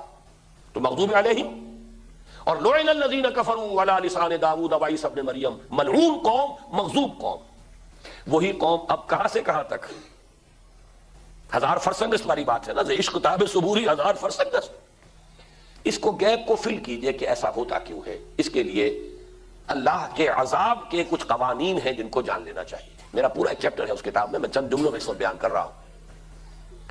پہلی بات یہ دنیا افراد کے لیے دارالعذاب نہیں ہے، قوموں کے لیے دارالعذاب ہے۔ افراد کے لیے عذاب اور ثواب کا فیصلہ آخرت میں ہوگا۔ کلہم آتی ہے یوم القیامت فردا، ہر شخص انفرادی حیثیت میں آئے گا۔ اجتماعی فیصلے یہاں ہوتے ہیں۔ بڑی پیاری بات کہی اقبال نے، فطرت افراد سے اغماض بھی کر لیتی ہے، نہیں کرتی کبھی ملت کے گناہوں کو معاف۔ قوموں پر جو عذاب آتے ہیں وہ 2 طرح کے ہیں۔ ایک بڑا عذاب، عذاب الاکبر، عذاب استیصال، نسیم منسیہ کر دینا، ان کا نام و نشان مٹا دینا، کاللم یغنوا فیہا، ایسے ہو جائیں جیسے تھے ہی نہیں۔ یہ عذاب صرف ان قوموں پر آتا رہا ہے جن کی طرف کسی رسول کو مبعوث کیا گیا اور انہوں نے بحیثیت مجموعی رسول کا انکار کیا، رد کر دیا، کفر کیا۔ قوم نوح، قوم ہود، قوم صالح، قوم شعیب، قوم لوط، آل فرعون، 6 مثالیں قرآن مجید میں کم سے کم 15 مرتبہ آئی۔ کہیں فرمایا کاللم یغنوا فیہا، کہیں فرمایا قطع دابر القوم الذین ظلموا، کہیں فرمایا لا یری الا مساکنہم۔ اور اس سے کم تر درجے میں عذاب آتا ہے مسلمان امت پر، جن کے رتبے ہیں سوا، ان کی سوا مشکل ہے۔ مسلمان امت کا مطلب کیا ہے؟ وہ حامل کتاب الہی ہے، وہ وارث علوم نبوت ہے، وہ زمین پر اللہ کی نمائندہ ہے، اور اگر وہ اپنے عمل سے الٹی نمائندگی شروع کر دے تو اس سے بڑا مجرم کوئی نہیں، بلکہ بقیہ نوع انسانی کے جرائم کی ذمہ داری بھی اس پر آئے۔ تمہارے ذمہ تھا بات پہنچانا، تم نے نہیں پہنچائی. تم پہنچا دیتے، وہ نہ مانتے تو وہ مجرم ہوتے. تم نے نہیں پہنچایا، تم مجرم. یہ ہے مسلمان امت کا معاملہ. مس ریپرزینٹ کرنا اللہ کو، اللہ کی زمین پر اس کی نمائندگی کا دعویٰ کرتے ہوئے برعکس طرز عمل، اس سے بڑا جرم کوئی نہیں. یہ عذاب ہے جو بنی اسرائیل پر آیا، اور یہ عذاب ہے جو امت محمد پر آیا صلی اللہ علیہ وسلم. یہاں پھر میں ایک حدیث کا حوالہ دینا چاہتا ہوں، پھر عرض کرنا چاہتا ہوں کہ حدیث واقعتاً یہ جو حدیث ہے اس کو تو میں نے لکھا بھی ہے، اسے میں نے کلید پایا ہے بہت بڑے خزانے کی. ترمذی شریف کی روایت ہے حضرت عبداللہ ابن عمرو بن العاص رضی اللہ تعالی عنہما سے. حضور نے فرمایا لَيَأْتِيَنَّ عَلَىٰ أُمَّتِي مَا أَتَىٰ عَلَىٰ بَنِي إِسْرَائِيلَ حَذْوَ النَّعْلِ بِالنَّعْلِ. میری امت پر بھی وہ سارے حالات وارد ہو کر رہیں گے جو بنی اسرائیل پر ہوئے، بالکل ایسے جیسے ایک جوتی دوسری جوتی سے مشابہ ہوتی. فصاحت اور بلاغت کی انتہا ہے. جوتی کا جوڑا رکھا ہوا ہو، اوپر سے دیکھیں گے آپ تو وہ فرق نظر آئے گا پنجوں کے رخ کے حساب سے. ان کے تلوے جوڑ دیجئے، بال برابر فرق نہیں. ٹرائنگل اور کانگروئنٹ، بین ہی وہی تاریخ، بین ہی وہی تاریخ. اب اس حدیث کے پس منظر میں جب میں نے تاریخ کا مطالعہ کیا، حضور کے بعثت کے دور تک بنی اسرائیل پر 2 عروج کے دور آ چکے تھے، 2 عذاب کے دور آ چکے تھے. وَقَضَيْنَا إِلَىٰ بَنِي إِسْرَائِيلَ فِي الْكِتَابِ لَتُفْسِدُنَّ فِي الْأَرْضِ مَرَّتَيْنِ وَلَتَعْلُنَّ عُلُوًّا كَبِيرًا. سورہ بنی اسرائیل کے پہلے رکوع کا جا کر مطالعہ کر لیجئے. 2 مرتبہ عذاب کے کوڑے ان کی پیٹھ پر برسے. ایک دفعہ پہلے اشوریوں کے ہاتھوں اسرائیل کی مملکت ختم ہوئی، پھر کیلڈینز کے ہاتھوں، نیبوکڈنیزر کے ہاتھوں جو تباہی آئی ہے 600 قبل مسیح میں. 6 لاکھ انسان یروشلم میں قتل کیا گیا. 6 لاکھ کو قیدی بنا کر لے گیا، ایک متنفس نہیں چھوڑا یروشلم میں. اور ہیکل سلیمانی مسمار کر کے، ہموار کر کے اس کی بنیادیں تک کھود دی. فَإِذَا جَاءَ وَعْدُ أُولَاهُمَا بَعَثْنَا عَلَيْكُمْ عِبَادًا لَنَا أُولِي بَأْسٍ شَدِيدٍ فَجَاسُوا خِلَالَ الدِّيَارِ وَكَانَ وَعْدًا مَفْعُولًا. اس کے بعد پھر حضرت عزیر علیہ السلام کی دعوت توبہ، منادی توبہ کی. پھر جاگے، پھر ہوش میں آئے، توبہ کی، گڑ گڑائے. سائرس کے ہاتھوں اللہ نے پھر نجات دلوائی بیبیلونیا کی کیپٹیوٹی سے. پھر آئے یروشلم کو پھر تعمیر کیا، پھر اپنا کعبہ، اپنا ہیکل سلیمانی بنایا. پھر ایک دور عروج کا آیا، مکابی سلطنت. لیکن پھر وہی میں تجھ کو بتاتا ہوں تقدیر امم کیا ہے، شمشیر و سنا اول، طاؤس و رباب آخر. پھر وہی طاؤس و رباب، وہی عیاشیاں، وہی بدماشیاں، وہی گلچھرے، وہی کتاب اللہ جو ہے پیچھے ڈالی ہوئی ہے. نبذ فریق من الذین اوتوا الکتاب کتاب اللہ وراء ظہورہم. لہذا پھر عذاب کا کوڑا برسا. اور اب عذاب کا کوڑا جو آیا پہلے یونانیوں کے ہاتھوں، پھر رومیوں کے ہاتھوں. یہ 4 الفاظ نوٹ کر لیجئے. پہلے دور میں پہلے سزا ہوئی اشوریوں کے ہاتھوں، وہ آئے تھے شمال سے. پھر مشرق سے آئے کیلڈینز، کلدانی، نیبوکڈنیزر، بابل کا بادشاہ، عراق کا بادشاہ. دوسرے دور میں پہلے ان پر حکمرانی ہوئی اور کوڑے برسے یونانیوں کے ہاتھوں، پھر رومیوں کے ہاتھوں. سن 70 عیسوی میں ٹائٹس نے جو حملہ کیا ہے، 1,33,000. ذرا اندازہ کیجئے نیبوکڈنیزر کے زمانے میں 12 لاکھ آبادی تھی یروشلم کی. کتنا بڑا شہر ہوا. اس دور میں سن 70 عیسوی میں 1,33,000 یہودی ایک دن میں قتل کیا اس نے. پھر ہیکل کو مسمار کیا، اور یہودیوں کو جو وہاں سے نکالا ہے تو آج تک وہ ڈائسپورا میں تھے. اس صدی میں آ کر انہیں گھر ملا ہے. اور یروشلم میں داخل ہونے کی بھی انہیں اگر کہیں اجازت ملی ہے تو حضرت عمر رضی اللہ تعالی عنہ کے ہاتھوں جب بیت المقدس فتح ہوا انہوں نے اسے اوپن سٹی قرار دیا، ورنہ پورے 550 برس تک کوئی یہودی اپنے مقدس شہر میں داخل نہیں ہو سکتا. یہ تاریخ تو ہے اس وقت تک کی جب کہ حضور کی بعثت ہوئی ہے. اس میں ایک بات اور نوٹ کر لیجئے، یہ قوم چونکہ حضرت مسیح علیہ السلام تعین کے ساتھ ان کی طرف رسول بنا کر بھیجے گئے، رسولا الی بنی اسرائیل، سورہ آل عمران کے الفاظ ہیں. انہوں نے رد کر دیا، اپنے طور پر تو سولی پر چڑھا کر دم لیا، یہ دوسری بات ہے. اللہ نے جو کچھ کیا وہ دوسرا معاملہ، اللہ کا معاملہ زندہ آسمان پر اٹھایا. انہوں نے تو اپنے بس پڑتے سولی پر چڑھایا. لہذا اس دن سے یہ عذاب استیصال، عذاب اکبر کی مستحق ہو چکی ہے. اس کو بھی اپنے ذہن میں، وہ جو عذاب اکبر جس قوم کی طرف رسول بھیجا جائے رسول کو رد کر دے بحیثیت مجموعی تو عذاب استیصال، عذاب اکبر آتا ہے۔ وما كنا معذبین حتی نبعث رسولا، یہ سورہ بنی اسرائیل ہی کے دوسرے رکوع میں آیت موجود ہے۔ لیکن یہ کہ ایک خاص سبب ہے جس کی وجہ سے اسے کنڈیمڈ تو تھی لیکن اس کا ابھی ایگزیکیوشن نہیں ہوا ہے، ابھی تک نہیں ہوا۔ البتہ قرآن نے حضور صلی اللہ علیہ وسلم کی بعثت کی شکل میں ایک لفظ استعمال کر رہا ہوں، مرسی اپیل، مرسی اپیل کا ایک موقع دیا اس قوم کو۔ عسى ربكم ان يرحمكم وان عدتم عدنا وجعلنا جهنم للكافرين حصيرا ان هذا القرآن يهدي للتي هي اقوم ويبشر المؤمنين الذين يعملون الصالحات ان لهم اجرا كبيرا۔ اب بھی دامن محمدی میں آ جاؤ، قرآن پر ایمان لے آؤ، یہ ہے وہ سیدھا راستہ دکھانے والی کتاب، ہم اب بھی تم پر رحمت فرمانے کے لیے تیار ہیں۔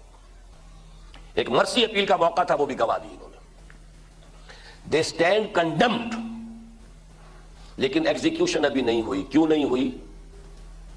یہ ہے تلخ ترین بات میری آج کی گفتگو کا، اس لیے کہ اس امت، موجودہ مسلمان امت کا جو افضل حصہ ہے، اس کی پٹائی اس مغزوب اور ملعون قوم کے ہاتھوں کروانی ہے۔ بہرحال اس کو پہلے اس امت کا بھی دور سمجھ لیجئے۔ 4 دور اس پر بھی بیان ہی وہی آ چکے ہیں جو کہ تاریخ بنی اسرائیل کے حوالے سے میں نے بیان کیے۔ پہلا دور عروج، عربوں کی زیر قیادت، اسی میں ہماری خلافت راشدہ بھی ہے۔ اس کے بعد بھی وہ خلافت راشدہ نہیں رہی، مسلمانوں کی حکومت تو رہی نا۔ پھر عذاب آیا، دیکھیے ایگزیکٹ کاربن کاپی، پہلے صلیبیوں کے ہاتھوں 1099 میں یروشلم ہاتھ سے نکل گیا، لاکھوں مسلمان قتل ہوئے، میڈیٹرینین کے ساحل کے تمام شہر تہس نہس ہوئے، اور پھر 1258 میں وہ جو فتنہ چلا تھا تاتار کا، کروڑوں مسلمان قتل ہوئے۔ خارزم شاہ کی مملکت، عظیم مملکت، نسیم منسیہ، افغانستان پورا تہس نہس، ایران پورا تہس نہس، عراق پورا تہس نہس۔ فال آف بغداد 1258، آخری خلیفہ بنو عباس کا محل کے اندر سے کھینچ کر گھسیٹ کر نکالا گیا، جانور کی کھال میں لپیٹ کر اور گھوڑوں کے سم تلے کچلوا دیا۔ سعدی نے برسیہ کہا، آسماں را حق بود گر خوب بارت برزمی بر زوال ملک مستعصم امیر المومنین۔ کاربن کاپی دکھا رہا ہوں آپ کو۔ وہاں اشوری پہلے آئے تھے شمال سے، یہاں صلیبی آئے پہلے یورپ سے، شمال سے۔ وہاں کیلڈینز آئے تھے مشرق سے، یہاں تاتاری آئے مشرق سے۔ وہاں لاکھوں میں قتل ہوئے، یہاں کروڑوں میں قتل ہوئے۔ کیوں؟ اس امت کی وسعت، ریشو پروپورشن رکھیں گے بات وہیں پہنچ جائے گی۔ پھر ہمارا عروج ہوا ہے، آیا فتنہ تاتار کے افسانے سے، پاسباں مل گئے کعبے کو صنم خانے سے۔ وہی ہورس، دی ٹرک ہورس، وہی مان لیا۔ ترکان تیموری، Terken صفوی، Terken Seljuqi, Terken Usmani, دوسرا دور عروج، سلطنت عثمانیہ، 400 برس تک خلافت بھی رہی۔ یہ وہ مکابی سلطنت کا پیرلل ہے۔ پھر وہی تاریخ نے دہرایا، پھر وہی زوال۔ میں تجھ کو بتاتا ہوں تقدیر امم کیا ہے، شمشیر و ثنا اول، طاؤس و رباب آخر۔ پھر وہ وقت آیا، عجیب ہے یہ، حضور کی حدیث کو یاد کرتے جائیے، جیسے کہ ایک جوتی دوسری جوتے سے مشابہ ہوتی ہے۔ ان پر بھی عذاب آیا تھا، سیکنڈ جو تھا اس کا مرحلہ، وہ یورپی اقوام کے ہاتھوں آیا۔ ہم پر بھی آیا یورپین امپیریلزم، کولونیل پاورز۔ ان کے لیے پہلے گریکس آئے تھے، پھر رومنز آئے تھے، ہم پر ولندیزی آئے، برٹشرز آئے، پھر یہ کہ اطالوی بھی آئے شمالی افریقہ میں، لیکن وہی یورپین، وہیں سے آیا عذاب۔ اس صدی کے آغاز میں سلطنت عثمانیہ، نسیم منسیہ، وہ 4 دور تو اس صدی کے آغاز میں پورے ہو گئے تھے، جو 4 دور سابقہ امت مسلمہ کے حضور کے بعثت کے وقت پورے ہو گئے تھے۔ آگے کیا ہوا؟ اس قوم کے لیے بھی اللہ نے فرما دیا تھا، وَإِنْ عُدْتُمْ عُدْنَا، دیکھو اگر تم باز نہیں آؤ گے ہم تمہیں سزا پر سزا دیتے رہیں گے۔ ان کی سزا جاری رہی، ڈائسپورا جاری رہا، یہاں تک کہ ایک میں صرف ذکر کر رہا ہوں، اس صدی میں 60 لاکھ یہودیوں کو ہٹلر نے ختم کیا۔ اس their own version۔ کچھ لوگ کہتے نہیں یہ ذرا کچھ ایگزیجریشن ہے، 4 ملین تھے، 40 لاکھ تھے، لیکن واقعہ یہ کہ تاریخ انسانی میں نہ کبھی پہلے ہوا ہے نہ ہوگا۔ جس طرح کے اینیہیلیشن کیمپس اور اس کے لیے پلانٹس بنائے گئے ہیں، ایک طرف سے گیس چیمبر میں لوگ داخل ہو رہے ہیں، کپڑے وپڑے اتروا لیے گئے ہیں، ننگے جا رہے ہیں، مرتے جا رہے ہیں. اس کے بعد جیسے کہ فیکٹریوں میں پٹے چلتے ہیں، پٹوں کے اوپر لاشیں جا رہی ہیں. آگے جا کر کہیں کوئی جیسے کہ آپ چارہ کاٹتے ہیں مشین سے، کہیں کترا جا رہا ہے، پھر کہیں کیمیکل سے ٹریٹ کیا گیا ہے تاکہ اتنی لاشوں کو ڈسپوز آف کرنے کی مصیبت نہ مول لینی پڑے. کتنی قبریں کھودیں گے، کتنی جو ہے وہ تیل جلائیں تو ان کی لاشوں کو جلائیں؟ نہیں، کچھ نہیں. آخر میں اس پلانٹ میں سے نکلتا تھا بدبودار سیاہ لکوڈ، اور وہ اپنے کھیتوں میں پہنچا دیا سیراب کرنے کے لیے. وہ تو کھاد کی حیثیت سے کام آیا، ہیومن فرٹیلائزر. 60 لاکھ ہولوکاسٹ، یہ اس صدی کی بات ہے. اب دیکھیے، مجھے جو تلخ ترین بات کہنی ہے وہ یہ ہے، اس کا جو ہے کاربن کاپی ابھی وہ امت مسلمہ پر آنے والی ہے. حضور کی حدیث جھوٹی نہیں ہو سکتی. لَيَأْتِيَنَّ عَلَىٰ أُمَّتِي مَا أَتَىٰ عَلَىٰ بَنِي إِسْرَائِيلَ حَزْوَ النَّعْلِ بِالنَّعْلِ. اگر نیبوکڈنیزر کا یہاں پر آپ کو مل گیا، اشوریوں کی کاپی مل گئی، یورپینز کی کاپی مل گئی، تو اس کی بھی ہونی ہے. اور یہی ہے در حقیقت. پہلے تو یہ سمجھ لیجیے کیوں ہونی ہے. اللہ نے ہمیں ویسٹرن امپیریلزم سے جو نجات دی، یہ ہمارا ایک بہت بڑا امتحان تھا. ہم کہہ سکتے تھے ہم تو انگریزوں کے غلام ہیں، ہم تو فرانسیسیوں کے غلام ہیں. جب تک غلام تھے، غلامی ختم ہو گئی. ایک ملک بھی پوری دنیا میں ایسا نہیں کہ جس نے وہی نظام دوبارہ قائم کر دیا ہو جو محمد رسول اللہ صلی اللہ علیہ وسلم کی امانت اور وراثت کی حیثیت سے ہمارے پاس. اس امتحان میں فیلیور کا نتیجہ تو نکلنا. اللہ کو ہم دوش نہیں دے سکتے، معاذ اللہ. اور اس امت میں چونکہ افضل حصہ ہے امیین بنی اسماعیل، حضور کی اصل بعثت انہی کے لیے تھی، انہی میں سے آپ تھے. بعثت خصوصی الی اہل العرب، بعثت عمومی الی جمیع الناس کافۃ للناس بشیرا ونذیرا. لہذا اس عذاب کا بھی بڑا حصہ ان پر آنا ہے. کتاب الملاحم، کتاب الفتن، خروج دجال سامنے کی بات ہے. گریٹر اسرائیل انہوں نے قائم کرنا ہے. سینوں پر لکھا ہوا ہے، ان کے نقشہ موجود ہے. ان کا پورا شمالی جو ہے حصہ، تقریباً آدھا جزیرہ نماء عرب کا، وہ ان کا کلیم ہے، مدینے سمیت. مصر کا پورا فرٹائل علاقہ جو ہے، جوشن کا علاقہ جس میں کبھی یہودی بنی اسرائیل آباد کیے تھے حضرت یوسف نے لا کر علیہ الصلوۃ والسلام، وہ ان کا کلیم ہے. عراق میں کیپٹیوٹی میں رہے ہیں، وہ ان کا کلیم ہے. شام تو خیر ان کا ہے ہی، ارض موعود ہے ان کی. ترکی کا مشرقی حصہ ان کا ہے، یہ وہ ان کا کلیم ہے. اور کون ہے جو رجسٹ کر لے گا؟ عالم عرب میں کسی میں یہ دم ہے؟ ذرا کچھ ایٹمی دانت نکلنے کا اندیشہ ہو گیا تھا عراق کا، ابھی نکلے بھی نہیں تھے، کچھ اندیشہ ہو گیا تھا. ایک دفعہ اس کے آپ کو معلوم ہے ری ایکٹرز کو ناک آؤٹ کر گیا تھا اسرائیل. سعودی عرب کے اوپر سے ہو کر گئے تھے اس کے جہاز. ریفیولنگ اس کی سعودی ٹیریٹری پر ہوئی تھی، وہ جا کے ختم کرایا تھا. اور اب جو تہس نہس کیا گیا ہے وہ تو اگلا پچھلا کھایا پیا سب اگل والی ہے.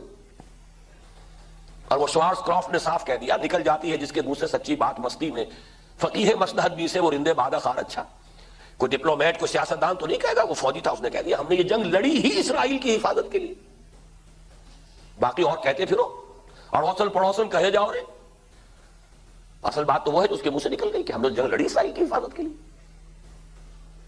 تو اب جو آثار ہیں سامنے، اگرچہ یہ سب کچھ ہو کر الملحمۃ العظمیٰ کے بارے میں حدیث میں الفاظ ایسے بھی آتے ہیں، اتنے انسان قتل ہوں گے، اتنے انسان قتل ہوں گے کہ ایک پرندہ اڑتا چلا جائے گا، اڑتا چلا جائے گا، اس سے سوائے لاشوں کے کچھ نظر نہیں آئے گا. یہاں تک کہ تھک ہار کر جب گرے گا تو لاشوں پر گرے گا.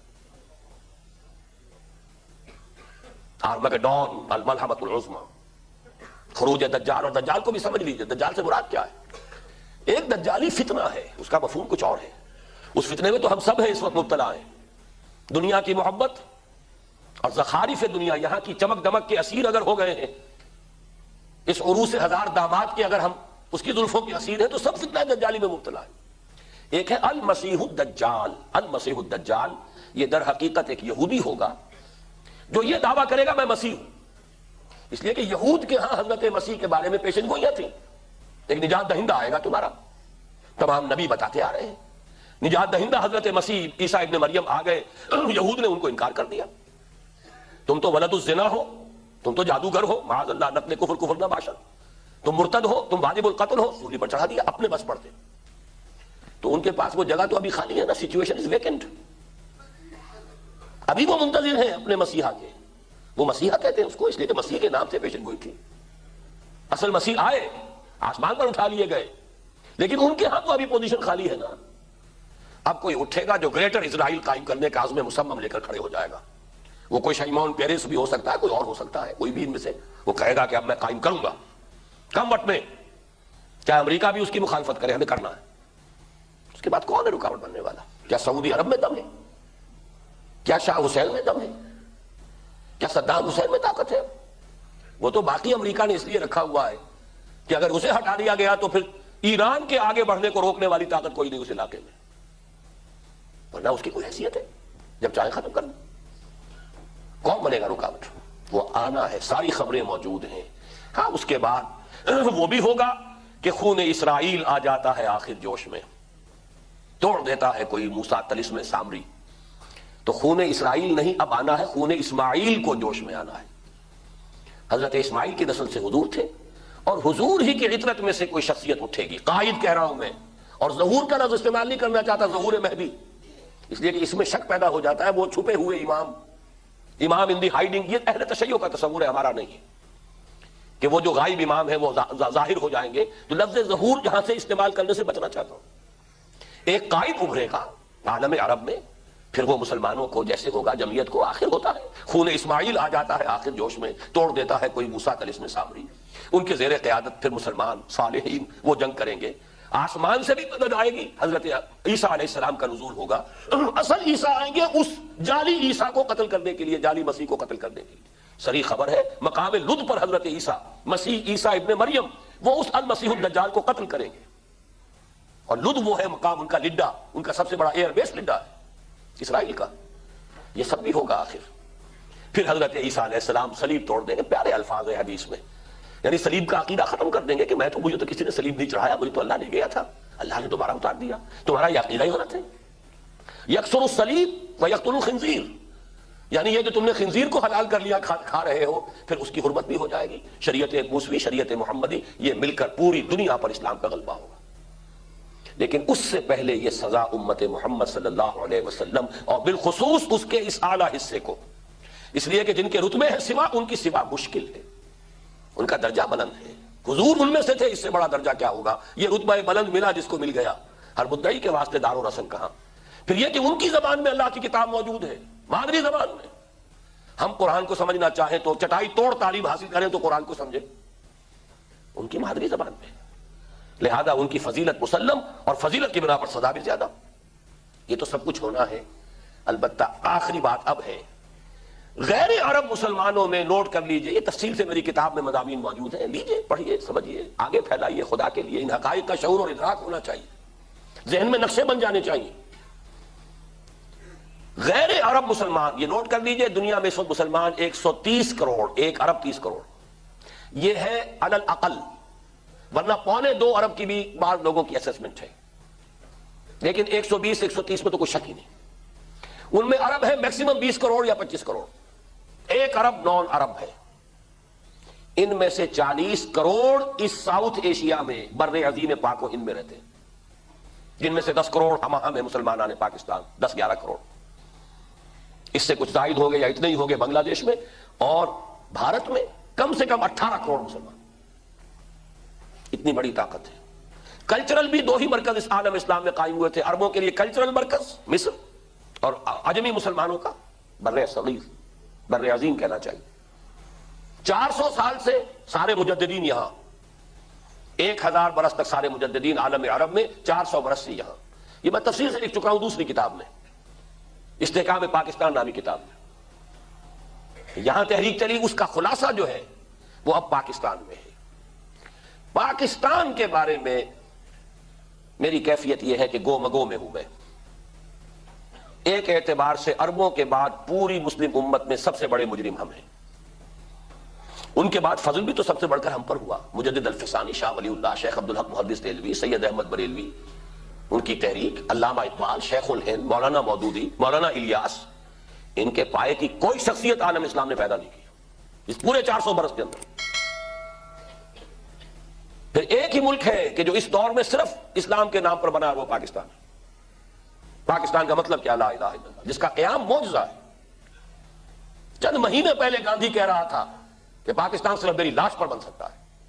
پھر وہی گاندھی ہے جسے تسلیم کرنا پڑا پاکستان کو. بہرحال یہ ساری چیزیں وہ ہیں جو میں لکھ چکا ہوں. یہاں کے بارے میں کچھ نہیں کہہ سکتا. انگریزی محاورہ ہے hope for the best and be prepared for the worst. ایک بات میں یقین سے جانتا ہوں، خلافت کا اصل احیاء یہاں سے شروع ہوگا. یہ خطہ ارضی جو ہم پاکستان کے نام سے جانتے ہیں، ملحق سرزمین جو حضور کے زمانے میں خراسان کہلاتی تھی، آج افغانستان ہے. یہ تو میں یقین کے ساتھ جانتا ہوں. اس کی جو حدیث میں خبریں وہ بھی میں ابھی آپ کو سنا دوں گا. لیکن ابھی میں نے اس کا جو تاریخی پس منظر ہے، 400 برس کے مجددین، اسلام کے نام پر وجود میں آنے والا واحد ملک پوری دنیا میں، واحد ملک جس میں قرارداد مقاصد پاس ہوئی ہے، اور ایک 10 کروڑ عوام کی نمائندہ اسمبلی نے کہا ہے ہم حاکمیت سے دستبردار ہوتے ہیں اللہ کی خدمت میں. ہم حاکمیت کے مدعی نہیں ہیں، حاکم اللہ ہے. ہمارے پاس جو بھی اختیارات ہیں وہ ایک امانت ہے، سیکریٹ ٹرسٹ، اور یہ انہی حدود کے اندر اندر استعمال ہوں گے جو اصل حاکم نے مقرر کر دیے، اور کہیں دنیا میں نہیں. زیادہ سے زیادہ لکھا ہوتا ہے اس ریاست کا آفیشل مذہب فلاں ہوگا، اسلام ہوگا، کرسچینٹی ہوگا.